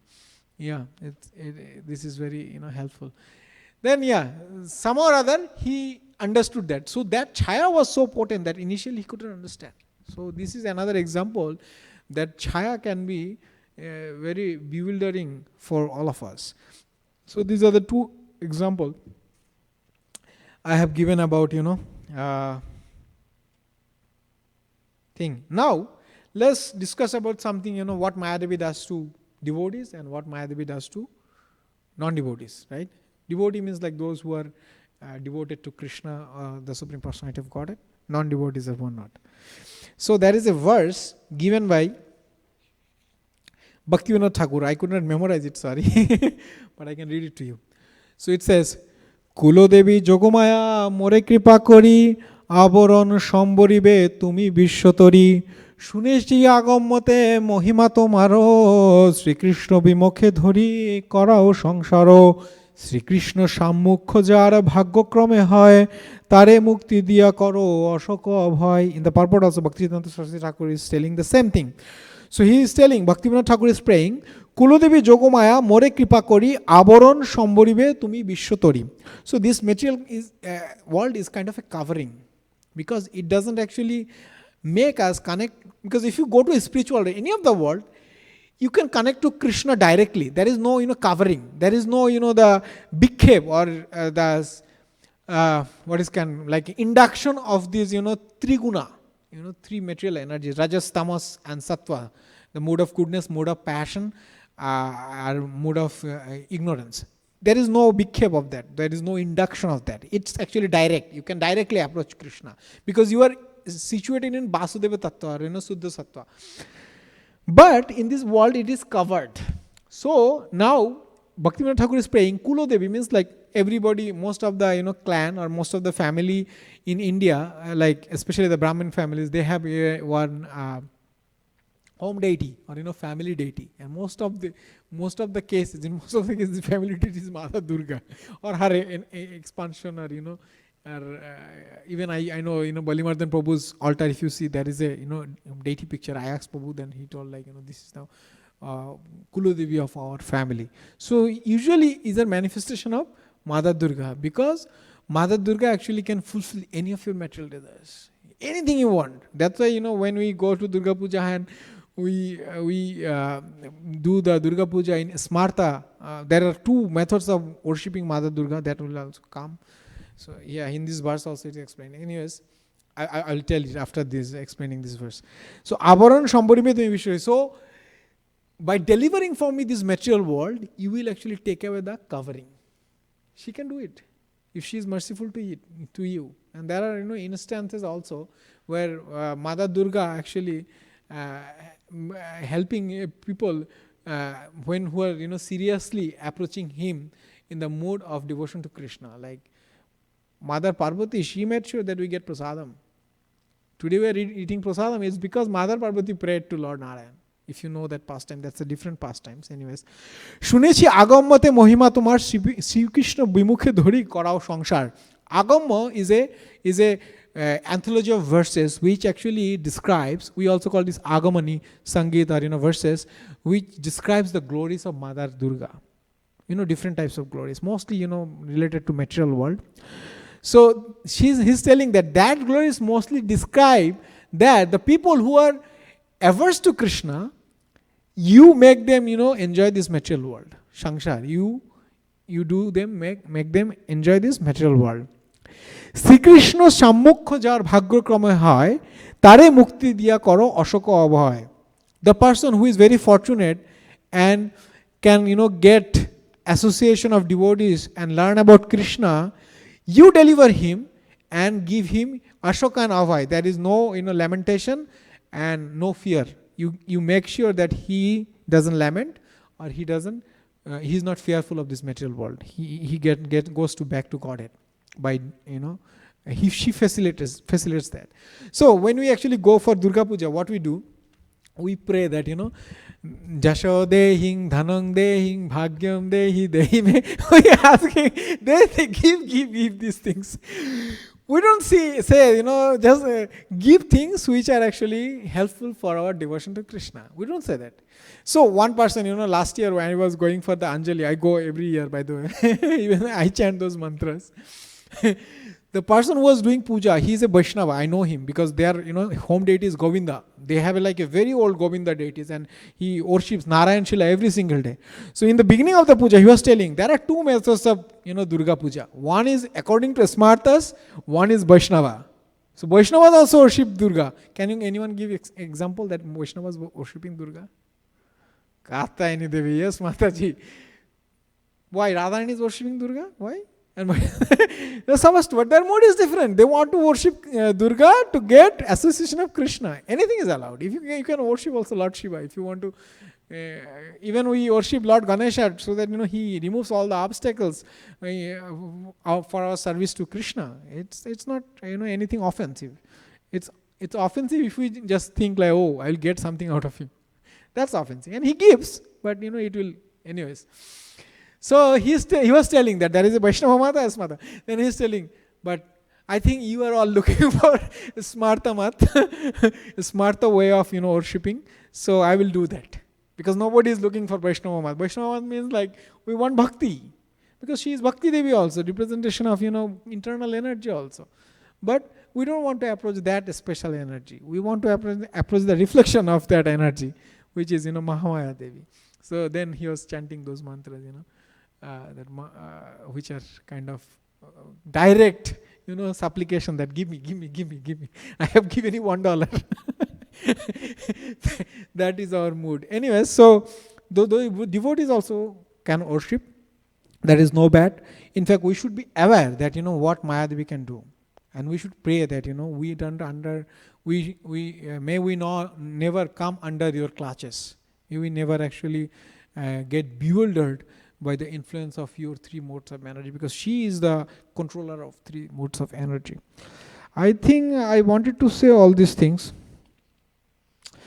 Yeah, so Bhaktivinoda Thakur, just you can actually remember, write it down. This is a very important definition of Maya Shakti. So he is telling the energy which seems to be existing without the internal energy of the Supreme Personality of Godhead. But that energy doesn't exist by herself without that internal energy. That is called Maya energy. Bhaktivinoda Thakur is defining Maya as that. So even it seems that, it is actually by itself. This world is sustaining by itself. But actually it cannot. It cannot be sustaining by itself without the influence of the internal energy of the Lord. So that energy, that perception is actually Maya energy. But if you don't perceive it, if you see that, this is also, Krishna's also part of Krishna's, manifestations, and you can actually connect all the energies you see to Krishna's service, then all can be spiritualized in this world only. So this is very subtle, very subtle. Only the perception makes the difference.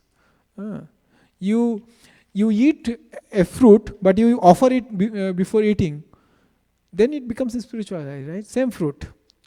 You wear a shirt, Tayapa bhukta shraggandha vasa alankara charchita uchishta vajinam dasastava mayam jamehe. To conquer the maya of the Lord, you have to actually take all the prasadams of the Lord. What? Tayapa bhukta, whatever Krishna takes, take that as prasad. Basa, basa means like the residence, right, Mataji? Basa means actually the clothes, yeah. Alankara, the avaran, the jewels, the ornaments. Charchita means whatever is used by Krishna. Uchishta vajinam dasa. As a servant, I am taking that as remnant of him. Then you will not be entangled by Maya. Another thing I wanted to speak, I think I am talking too much theory, but yeah, that's whatever actually. Yeah. Mataji, please go to the verse number 11, 4, 10. So there is there is why Maya Devi is actually doing this. Something is like, that's her service, because she is the jail keeper. She protects the people under her, clutches or her subjugation, those who are actually inside the jail. She gives everything, like we are sustaining, like we have enough, the distribution is a different topic, but we have enough riches, enough opulence in this world so that we can actually sustain. But the distribution is a different thing. So 11, 4, 19, 4, 10, so we can go to the translation. But why, demigods are, things are not sometimes helpful. So the demigods place many obstacles on the path of those who worship you to transcend the temporary abodes of the demigods and reach your supreme abode. Those who offer the demigods their assigned shares in sacrificial performances encounter no such obstacles.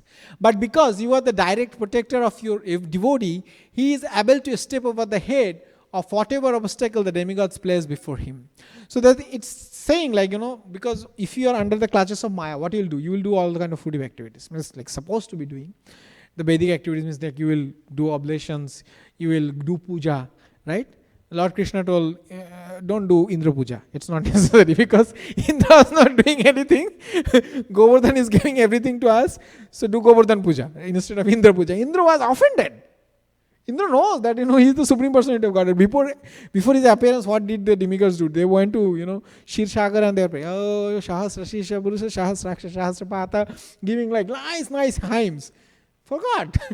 When somebody is not giving oblation or, puja to him, he was offended. So that time, what he did, he made a big problem for the Brajavasis. He poured torrential rains, which is supposed to be manifesting in the time of annihilation. It's called the Sambartaka, cloud, which makes that rain. It's the rain of annihilation. But Krishna protected, anyways. So that's a different topic. So they get bewildered. They get actually nervous. Hey, this person is not actually worshipping me. So I will create obstacle. What I will do? I will do Adi Devika Klesha, Adi Bhautika Klesha, Adhyatika Klesha, all way. Because our prana vayu is actually controlled by also different marutas, vayus. They can also create problems. Jashara Agni, there are different types of Agni. So the Agni of digestion is controlled by fire god also externally. So they can create problem for you. And then Adi Deva is also there. Then Adi Bhautika, making problems through other living entities. That can be also happening. So it is also said that trident which is being carried by Mother Durga, that also represents this Tritapa Klesha. So what does devotee do to get rid of these clutches? I'm very fast, right? I'm not getting any. Actually, let's stop here and get some reflection from all of you what you have heard so far. And then we can actually discuss a little further. Because, Mataji, I have taken notes for maybe 15 pages. It may be topic of like 7 days. Yeah, because I didn't even touch Chaitanya Charitamrita. There are many topics Lord Chaitanya discussed with Sanatana Goswami about Mayadevi. Yeah, please.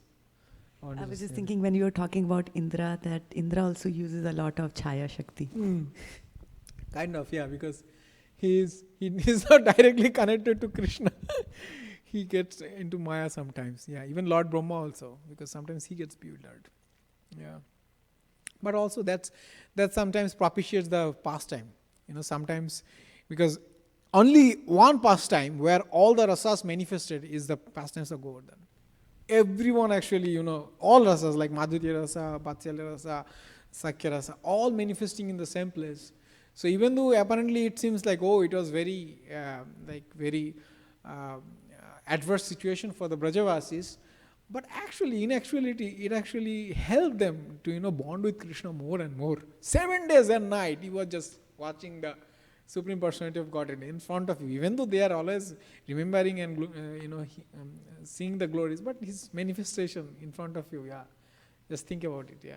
Yes, I was also thinking that when he comes as a sannyasi to in Prithu Maharaj's yagya, then I'm forgetting the name of one of our good speakers.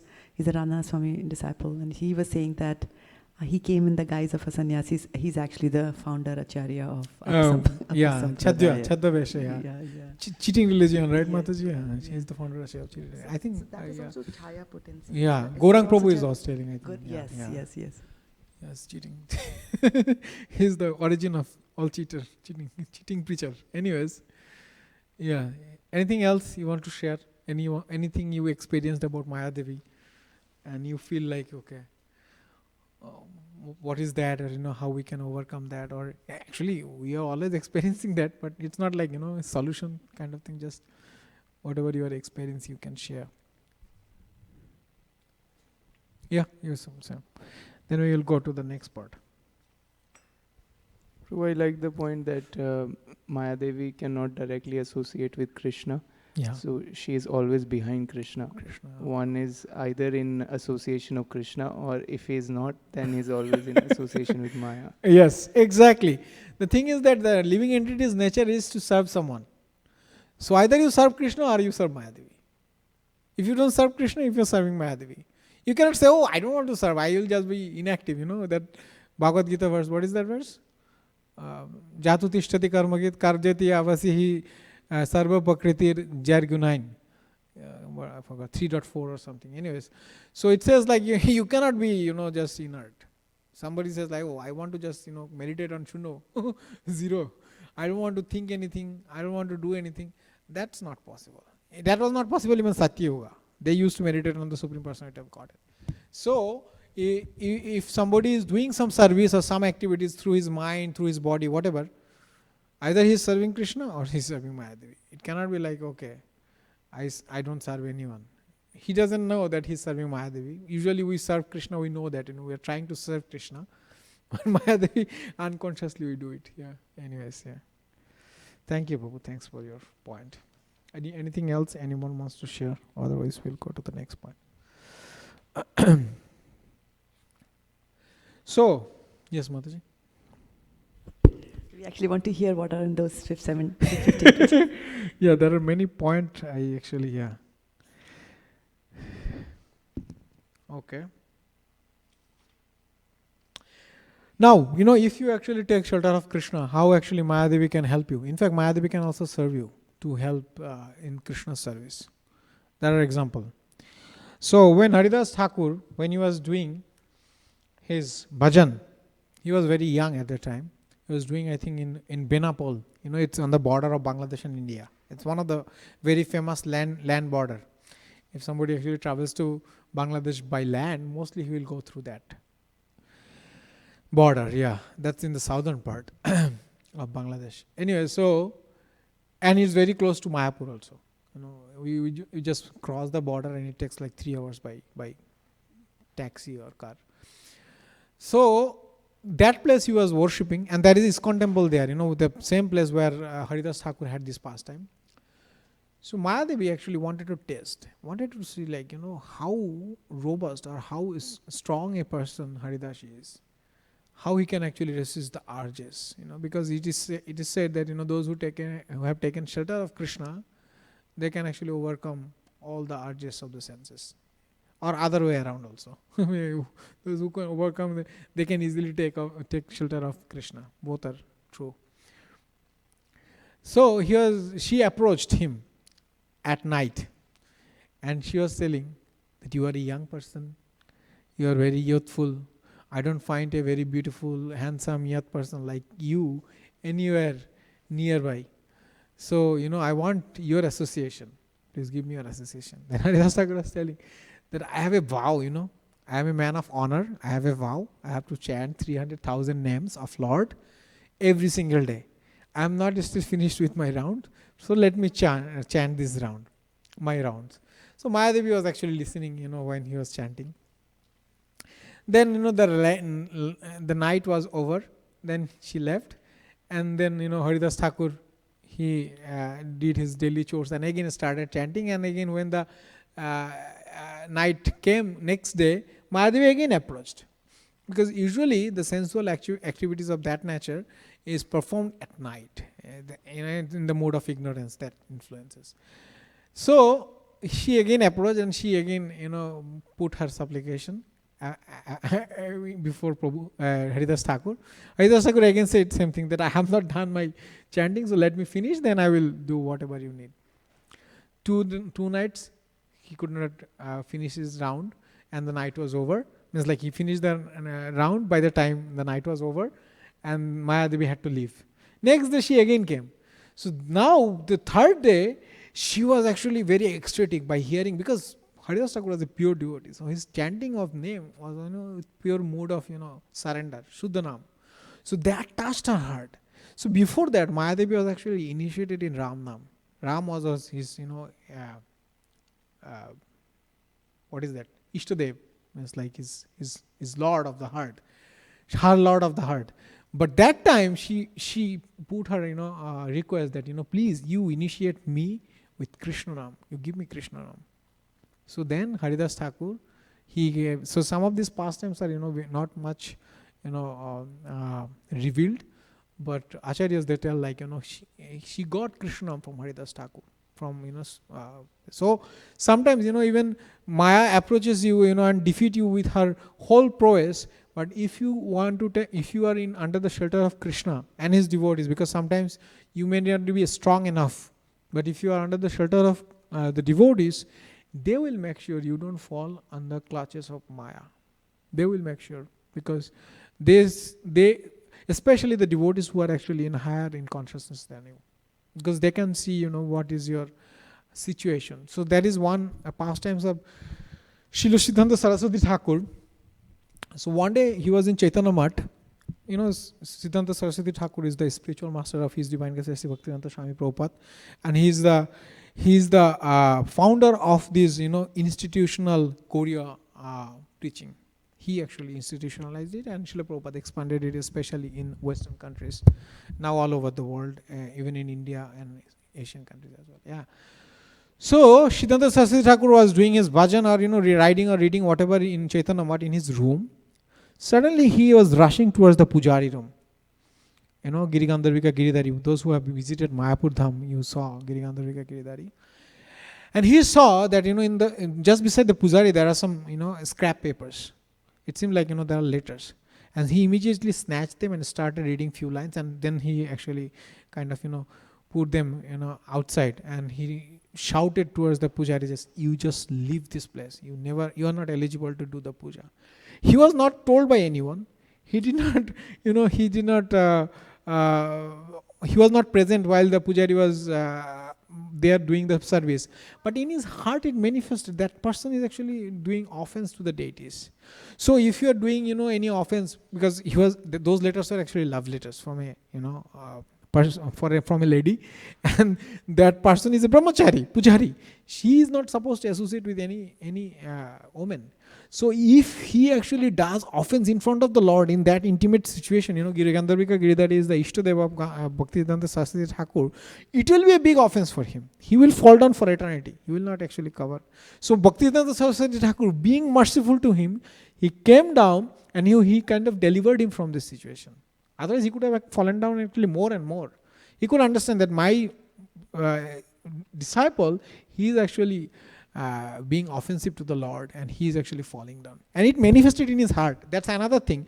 The Acharya can actually tell you what is your problem and how to actually solve it. So it's very, very important to stay under the shelter of Acharya. Very important. Like some people can say, no, Acharyas are present in book. Yeah, that's true. Book in book. But how will you understand the Vyabharika Dharma? How will you understand? Anyways, it's a different topic. So that is one example why the Acharyas can help you from the clutches of Maya Devi. Actually, they are helping all the time, even through their chanting. When you chant, when the words we utter, that remains in the ether for the eternity. Right? In Bhagavatam, in Naimisharana, why the sages assembled together? To do a special yagya for 1,000 years, right, Mataji? Yeah. Yeah. What is 1,000 years yagya, right? Yeah.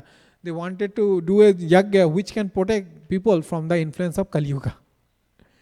How that can be possible? Like, you do Kali Yuga is how many years? 400,000 and 432,000 years, right? And how can it be possible? Because the words, the potency of the word, it remains in the ether. So when the acharyas, they chant, that's why we should actually chant in the association of the devotees.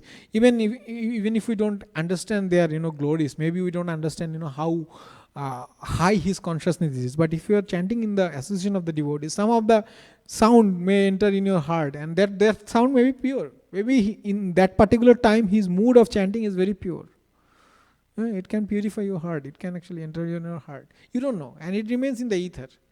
So that's why some of our acharyas, they did not preach directly like Gaurkishore Das Babaji Maharaj or Jagannath Das Babaji Maharaj, but they chanted in this world, in this earth. That is actually still delivering us. That is still delivering us. That is still remained in this world, and that's why people actually want to take dust. Like people used to take dust from Gaurkishore Das Babaji Maharaj, and he was very stern, very strong against them. He was telling like you all rascals, you're coming to take my dust and giving me offenses of all kinds of activities. And he's not subject to any kind of sinful activities, but he was very strong against them. Anyway, so that's how we actually can take shelter. And then when we don't have that much of association, of course, that is association of the form of deity form of the scripture form of the Lord. Srimad Bhagavatam is there.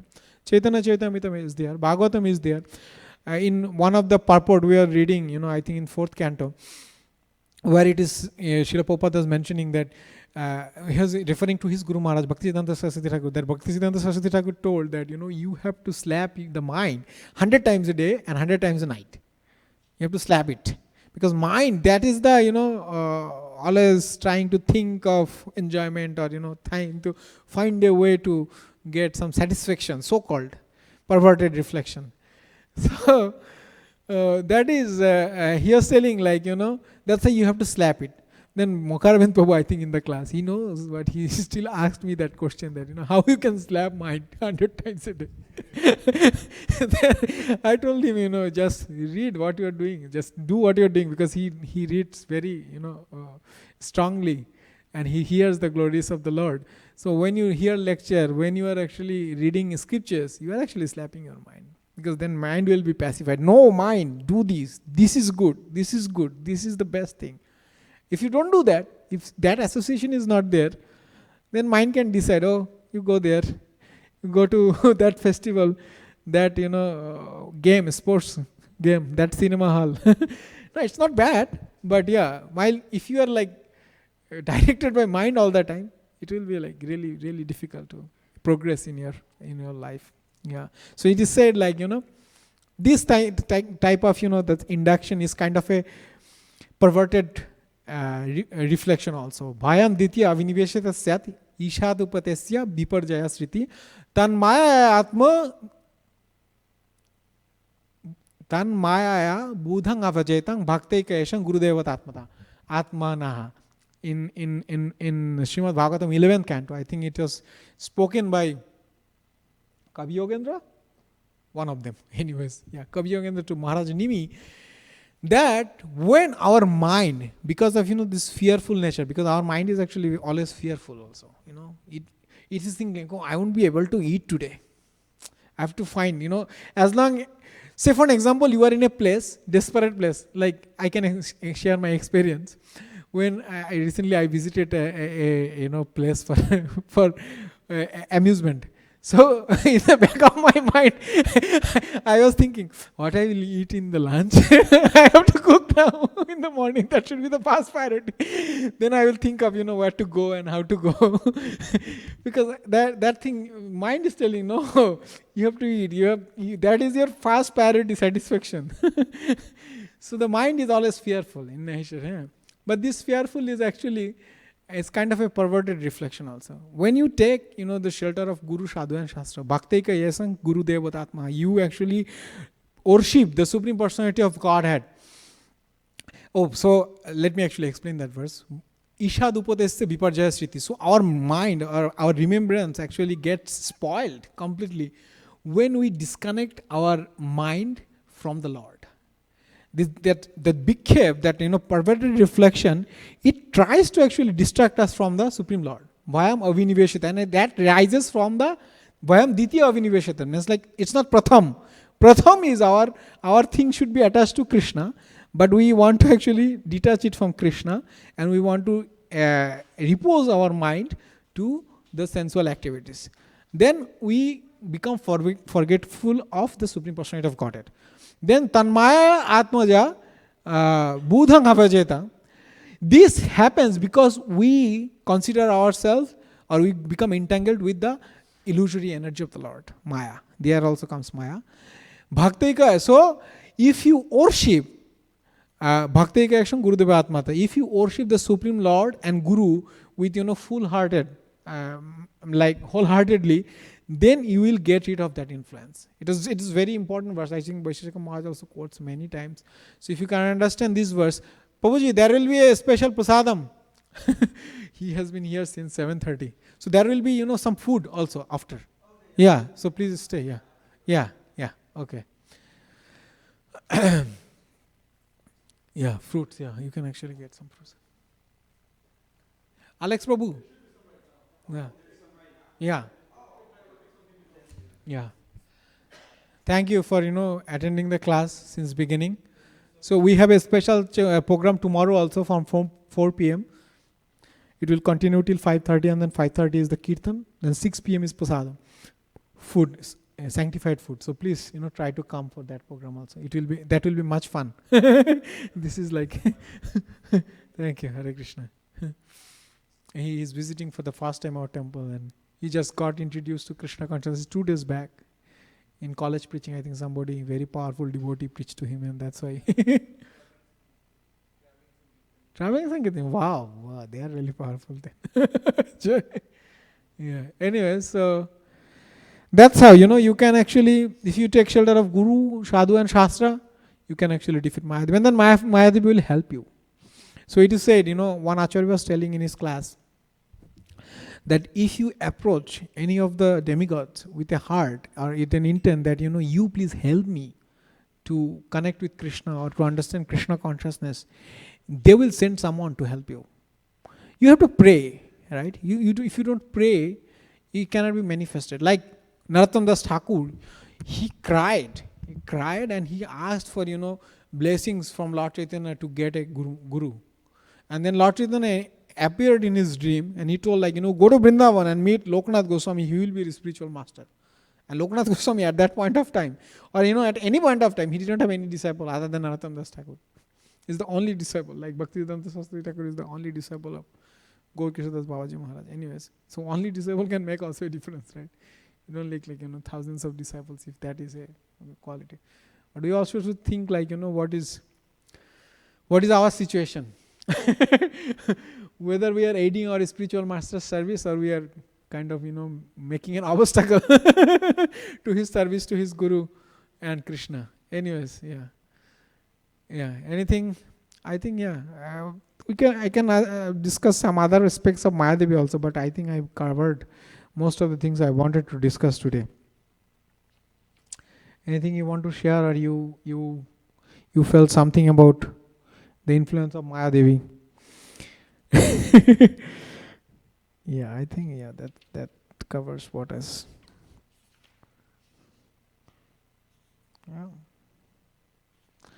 Yeah, I can, in Chaitanya Chaitamrita, when Sanatana Goswami was approaching Krishna, Lord Chaitanya, he told him that, I'm very dumb person, means like I don't have any understanding of Krishna consciousness. So please, you actually teach me from the beginning, just give me basics of Krishna consciousness from the beginning. Lord Chaitanya was telling, you're an acharya.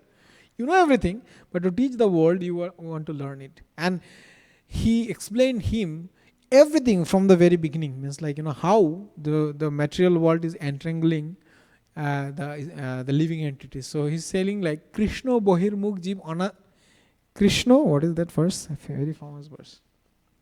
Krishna boli bhuli সেই জীব অনাদি বহির্মুখ অতএব মায়া তারে দেয় সংসার দুঃখ. So we are forgetful of Krishna, and that's why we are looking enjoyment outside of Krishna. We don't want to enjoy with Krishna or in a devotee association. And that's why Mayadevi is giving us all kind of klesha. Titap klesha, janma mittu jaravedi, everything we are experiencing. But what is Vitrashura is telling? What Vitrashura tells? Vitrashura is a demon, right? In his body at least he is demon. Nanako preshtham na chaparameshtham na sarvabhauma na rasadhipatyam na yoga siddhir na punarbhavam cha samanjasyata virahaya kangshe. Oh my Lord, if I don't get your lotus feet as my shelter, I don't want Dhruvaloka, the planet where Lord Dhruva resides, which is eternal. I don't want the post of Brahma, which is the ultimate post of a living entity. A living entity cannot be like in this material world, the highest position you can occupy is Brahma. Sometimes even Krishna doesn't get qualified Brahma, so he sends one of his associates, who is an eternal liberated soul, to take the service of Brahma, so elevated service. Then she is saying, Na sarvabhaumam rasadhipatyam. I don't want to rule the 14 planetary systems. I don't want to rule that. Then he is telling, Na yogasiddhir punarbhavam cha. Punarbhavam cha means like I don't want to get any kind of mystic siddhis, or I don't want to get liberation from the material world, as long as I don't get if I don't get the shelter of your lotus feet. So his ultimate thing is to take shelter of lotus feet. Our mood is also should be try to cultivate, because these prayers are the emotions of the devotees. Prabhuji, Hari Parshad Prabhu was giving a class, and he was telling that the ecstasies of the devotees are manifested in their poetries. So when you read, especially Srimad Bhagavatam is a very top class poetry. In one of the presentation by Radhika Raman Prabhu, he was telling that if you analyze the Sanskrit of Bhagavatam, is very high class, top class. So if you read this poetry, you can understand, how they are approaching Lord and how they are defeating the illusory energy of the Lord. It's not that Mayadevi doesn't want you to defeat her. She wants.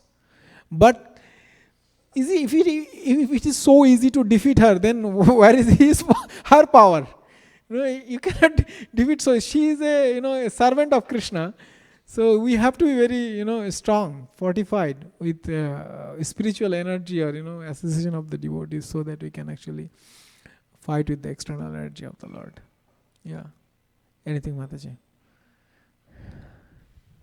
There's a verse which we were asked to memorize for our Bhakti Vaibhav, which is kind of along the same lines of what you said, Krishna, when you Krishna bahir mukha hoina bhoga vanchak kore nikate paschate mayatare japotiya dhare.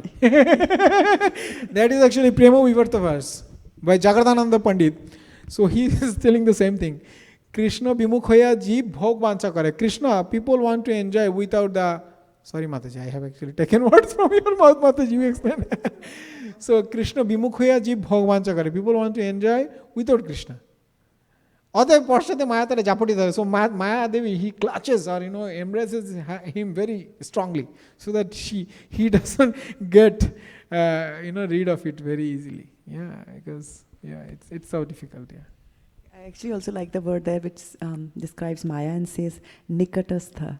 Nikatastha, yeah. Maya, nikatastha Maya, yeah. Anything which is close to you, like we are in Silicon Valley, lots of Maya. Everything is actually close to us. We can actually be induced by Maya Devi in various manners. Yeah.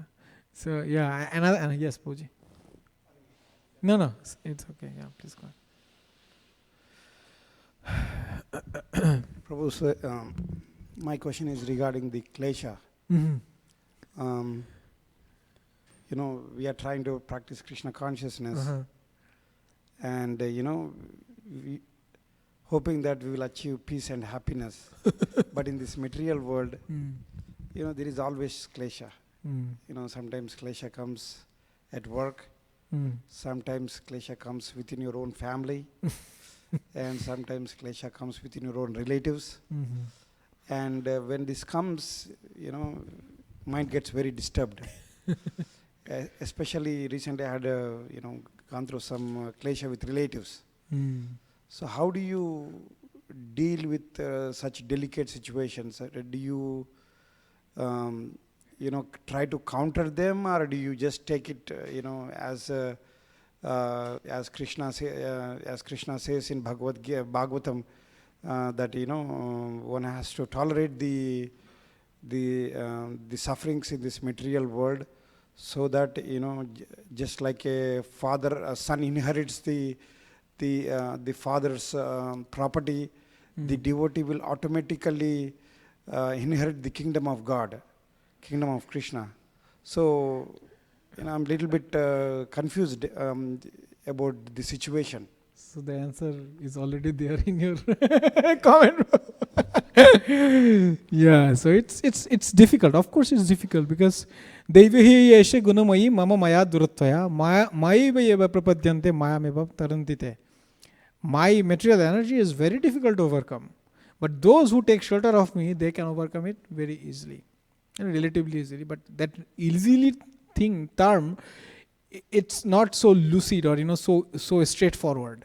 Because that somebody becomes somebody who is under the shelter of a guru, he becomes Krishna conscious, or he can get Krishna's abode very quickly. But that quickly term is also not so straightforward. It can be like 100 birth, can be 1,000 birth, but it will be happening as long as you are connected. So in Brahma Samhita, let's talk in terms of Shastra and then practical realization. Tatyanukampam susumiksamana, what you have explained. You just have to endure the urges sometimes. Like my mother was very sick, recently, 1 month back. And I was actually told that, she is in a very delicate situation and anything may happen. So I started looking for, plane ticket and everything. And I was actually calling over and over to my relatives to get her update. So that time I could not even find any solution to keep myself calm, because this is natural. I love her, and if she is not there in this world, it's a big emptiness for me. My life will go on, but there will be emptiness. There will be kind of pain in my heart, which is inherent. And if we don't have that kind of feelings, then we cannot be also Krishna conscious also. It's good if you have disturbance, or if you have feelings for your relatives. We're disturbing, but we have to think beyond the situation. Sometimes the devotees, they interpret their miseries as a mercy of Krishna. It's not easy. I'm not telling it's easy. I have not also attained that situation. I will give you an example of a Brajavasi. It was spoken by one of my Shiksha gurus. He actually brought me, or he made me sincere in Krishna consciousness. So he was telling, he heard these pastimes of a very elevated Babaji. He was having a skin disease. In the skin he had like sores, and the sores, Jai Shri Shri Radha Madan Mohan Siman Mahaprabhu Sri Lakshmi Narasimha Bhagavan Ki Jai. And in the pores there are insects, so they are always biting him. So he was feeling like extreme pain. Outwardly people are thinking, oh, how much pain, and he was crying almost day and night. Well, almost day. Sometimes he used to laugh. Actually not day and night, I should say, like sometimes he used to cry, sometimes he used to laugh. So people used to think when he's crying, he's feeling like extreme pain. He's crying now because this leprosy or sores, and the insects are biting the sores. And then sometimes he used to laugh, then now he's good, he doesn't feel any pain now. But the situation was completely opposite. When he was not being beaten by the insects, he was feeling like, Krishna is not merciful to me. He doesn't want me to go back to Godhead. He doesn't want to nullify my, whatever, all the nasty things I have done in my course of life, different lifetimes. He doesn't want me to. It's a, very high level thinking. You want pain, so that you can actually feel like, okay, Krishna is being merciful, and that vipada santata saswat tatra tatra jagat guru.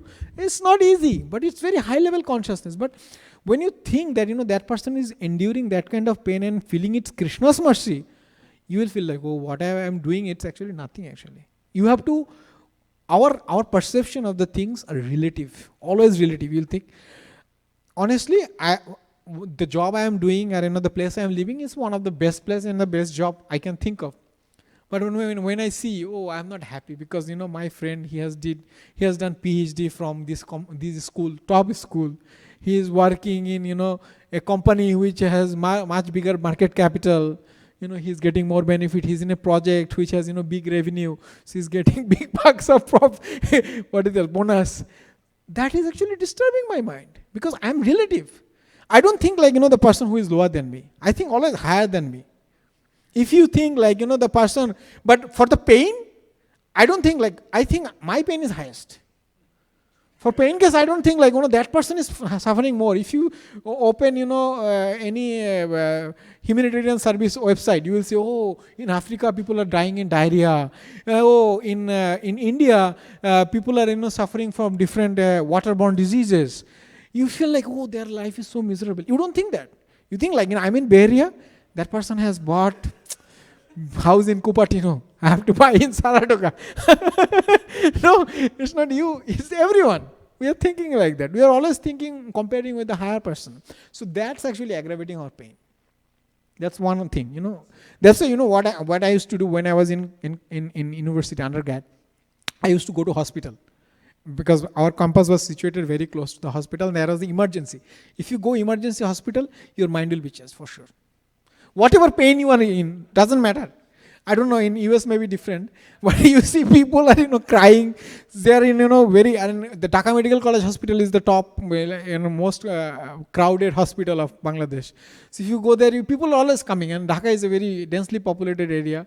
And from far apart city also, people are coming. So you will see always people are, artha, they are suffering. And their suffering will surpass your so-called suffering or your minute suffering. Yeah, so that is the comparison we should be actually doing, that what is my situation and could it be worse?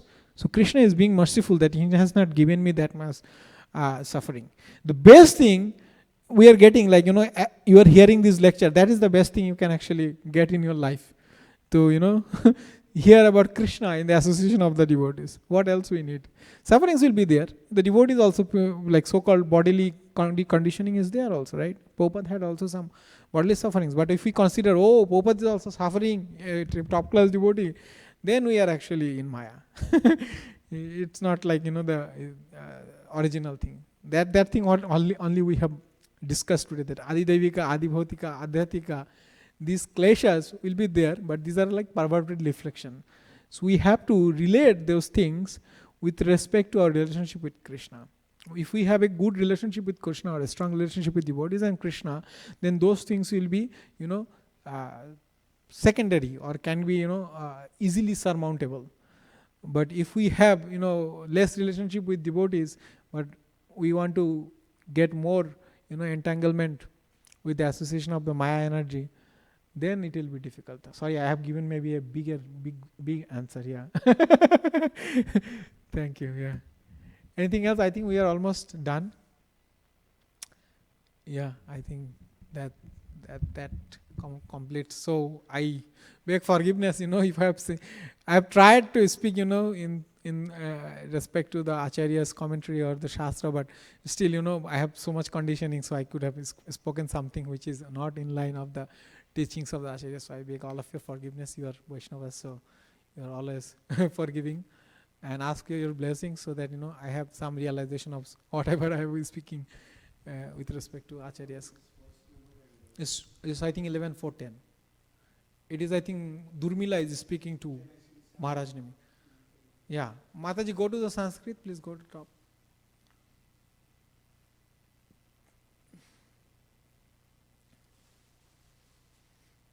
I can give you the number reference. Mata, you want to say something?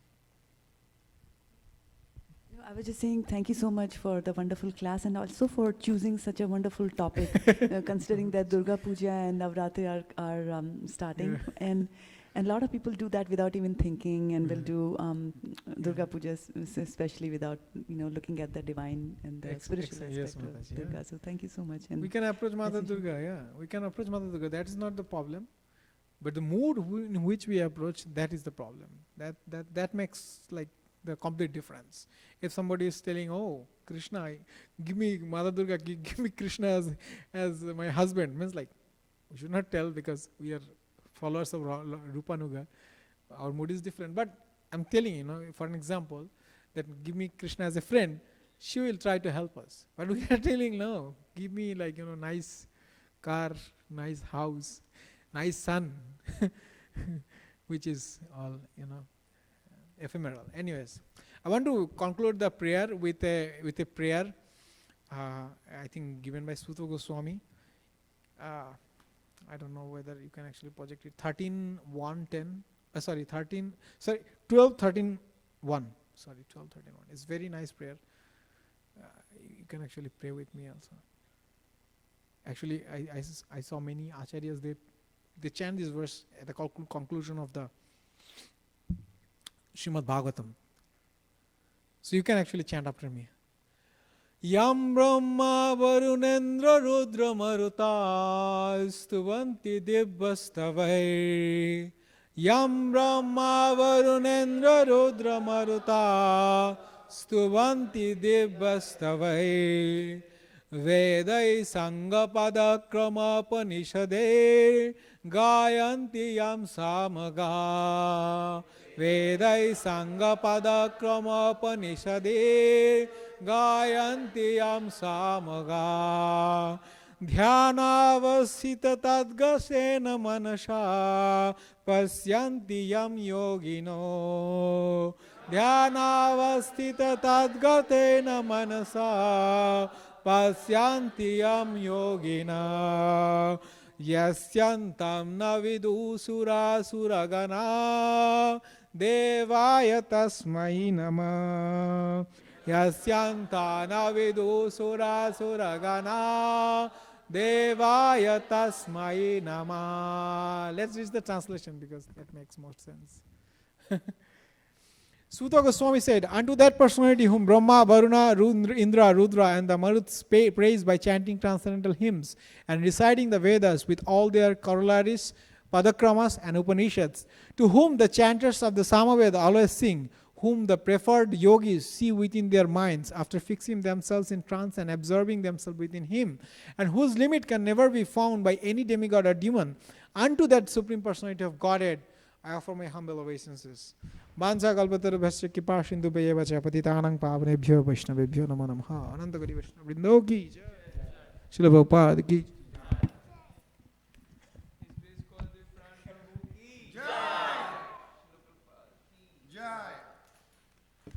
So now I will do the Guru Puja Arati, and after that Prasadam. Prabhupada used to refer to this. Thank you so much for giving the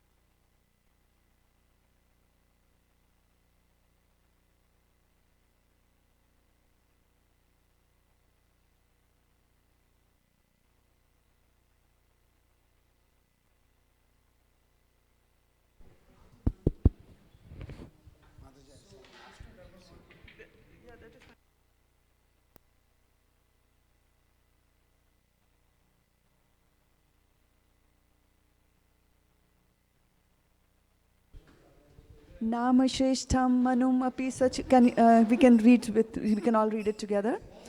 Nama Shreshtham Manum Api Sachi Putra Matra Swarupam Shri Rupam Sasragrajam Uripurim Mathurim Koshtavatim Nalakundam Girivaravo Radhika Madhavasam Prapto Yasya Pratihita Kripaya Shri Gurum Tam Natosmi.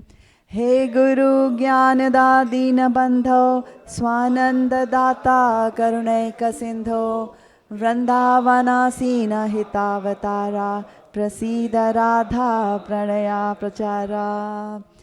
I bow down to the beautiful lotus feet of my spiritual master, by whose causeless mercy I have obtained the supreme holy name, the divine mantra, the service of the son of Sachimata, the association of Srila Swarup Damodar, Rupa Goswami, and his older brother Sanatan Goswami, the supreme abode of Mathura, the blissful abode of Vrindavan, the divine Radha Kund and Govardhan Hill, and the desire within my heart for the loving service of Sri Radhika and Madhava in Vrindavan.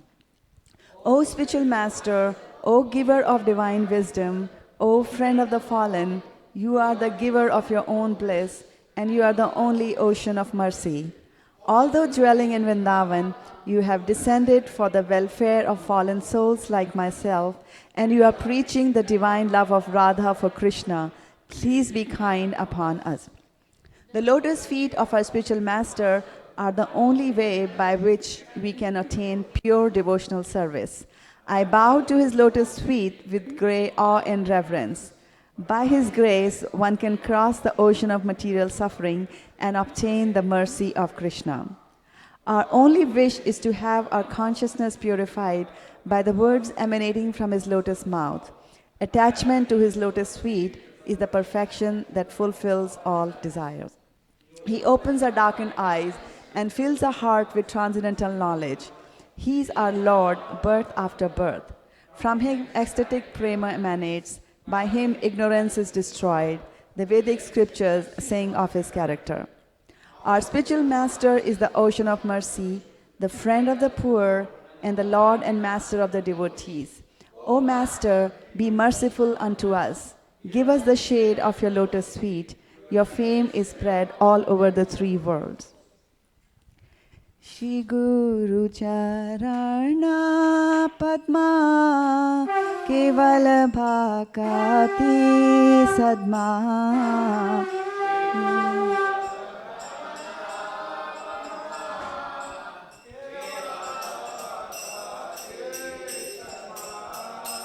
Vando Mui Savadhana Mate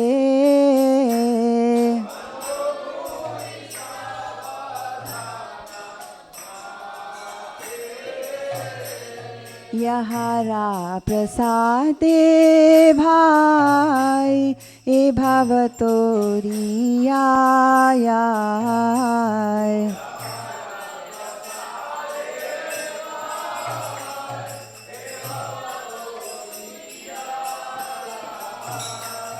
Krishna Prapti Hoy Yaha Hoy Te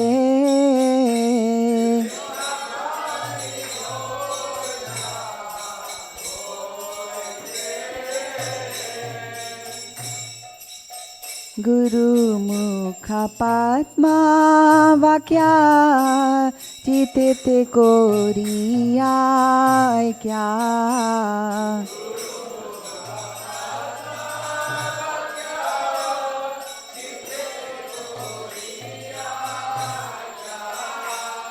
Arna Kori Ho Mane Asha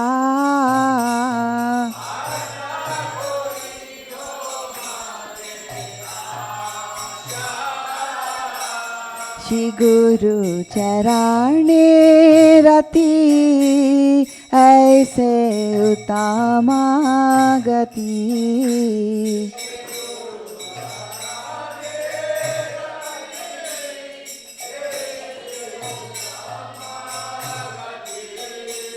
ये प्रसादे पूरे सर्व आशा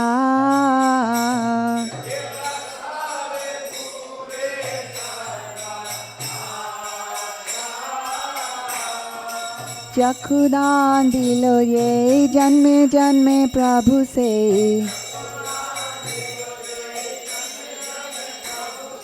दिव्य ज्ञान हृदय प्रकाशित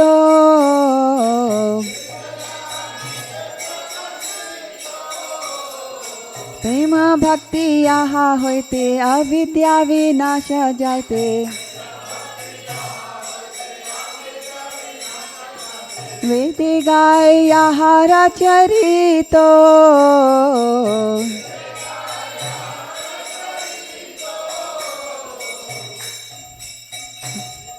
श्री गुरु करुणा सिंधु आदम जनारा बंधु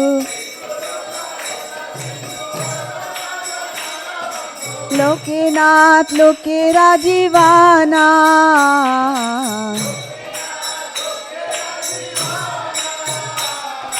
हाँ हाँ प्रभु करो दया देहो मोरे पाद छाया हे विराज गुचुक त्रिभुवाना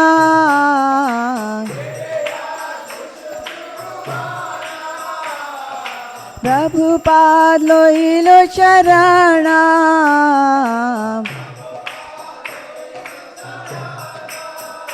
जय प्रभुपदा जय प्रभुपदा जय प्रभुपदा जय प्रभुपदा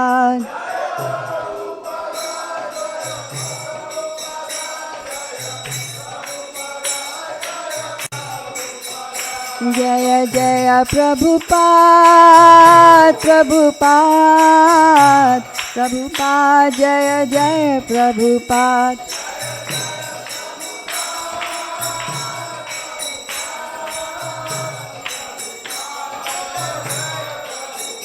जय जय प्रभुपाद प्रभुपाद प्रभुपाद जय जय प्रभुपाद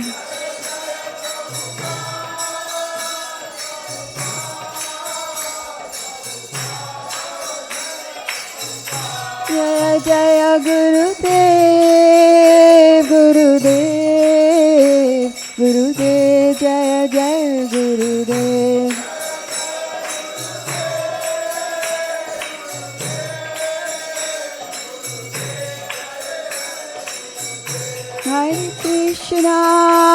हरे Krishna Krishna Krishna Hare Hare Hare Ram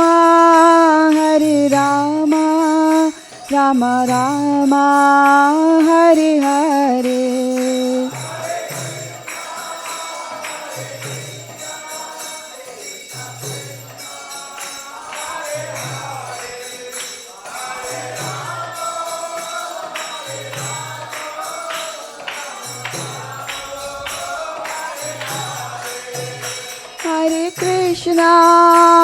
Hare Krishna, Krishna Krishna, Hare Hare, Hare Rama, Rama Rama, Hare Hare.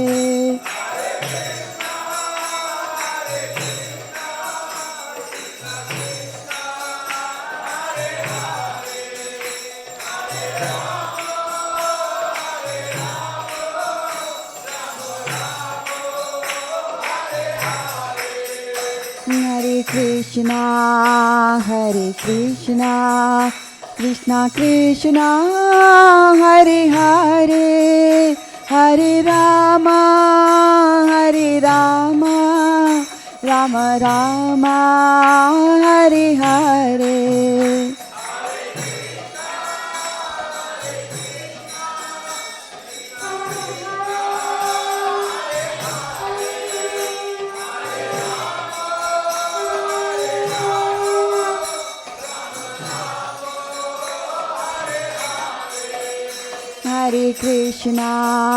Hare Krishna, Krishna Krishna Hare Hare Hare Rama Hare Rama Rama Rama Hare Hare.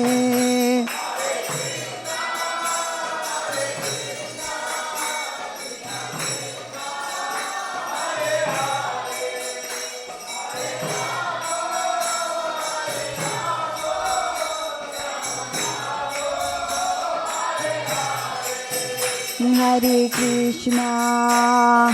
Krishna, Krishna Krishna, Hare Hare, Hare Rama, Rama Rama, Hare Hare.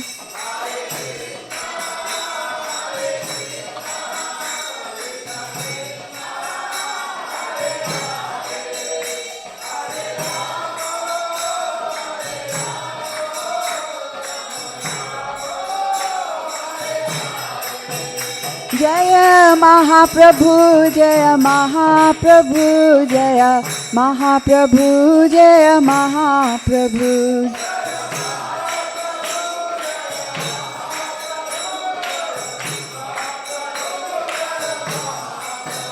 Jaya Lakshmi Narasingha, Jaya Lakshmi Narasingha, Jaya Lakshmi Narasingha, Jaya Lakshmi Narasingha.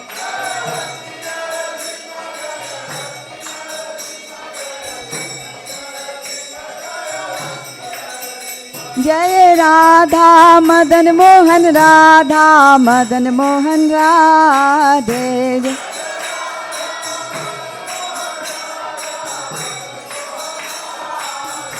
Jai Radha Madan Mohan, Radha Madan Mohan, Radhe.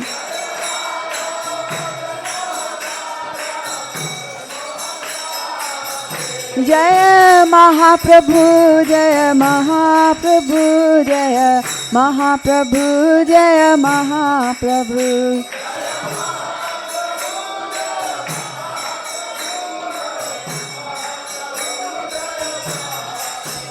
Jaya Lakshmi Narasingha, Jaya Lakshmi Narasingha, Jaya Lakshmi Narasingha, Jaya Lakshmi Narasingha.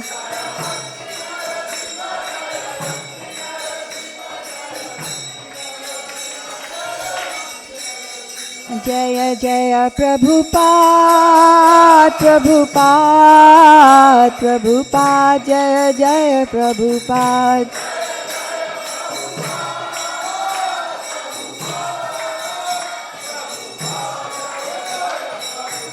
Jaya Jaya Gurudev, Gurudev, Gurudev, Jaya Jaya Gurudev.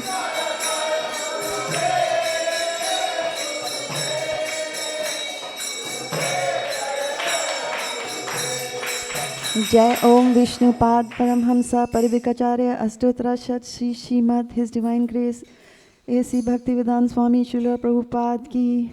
Jai Om Vishnupad Paramhamsa Parivikacharya Astotra Shat Shri Srimad His Divine Grace Bhakti Siddhanta Saraswati Goswami Maharaj Ki.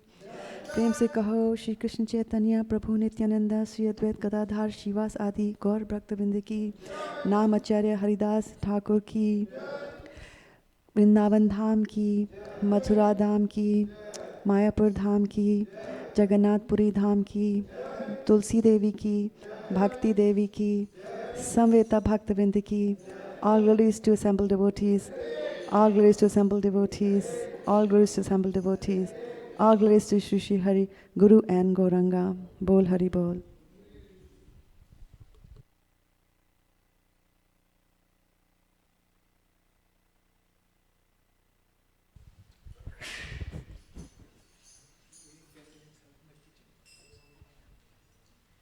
Hare Krishna, dear devotees. So our devotee Matajis, they cooked a very nice feast for us today. That is already offered to the Lord.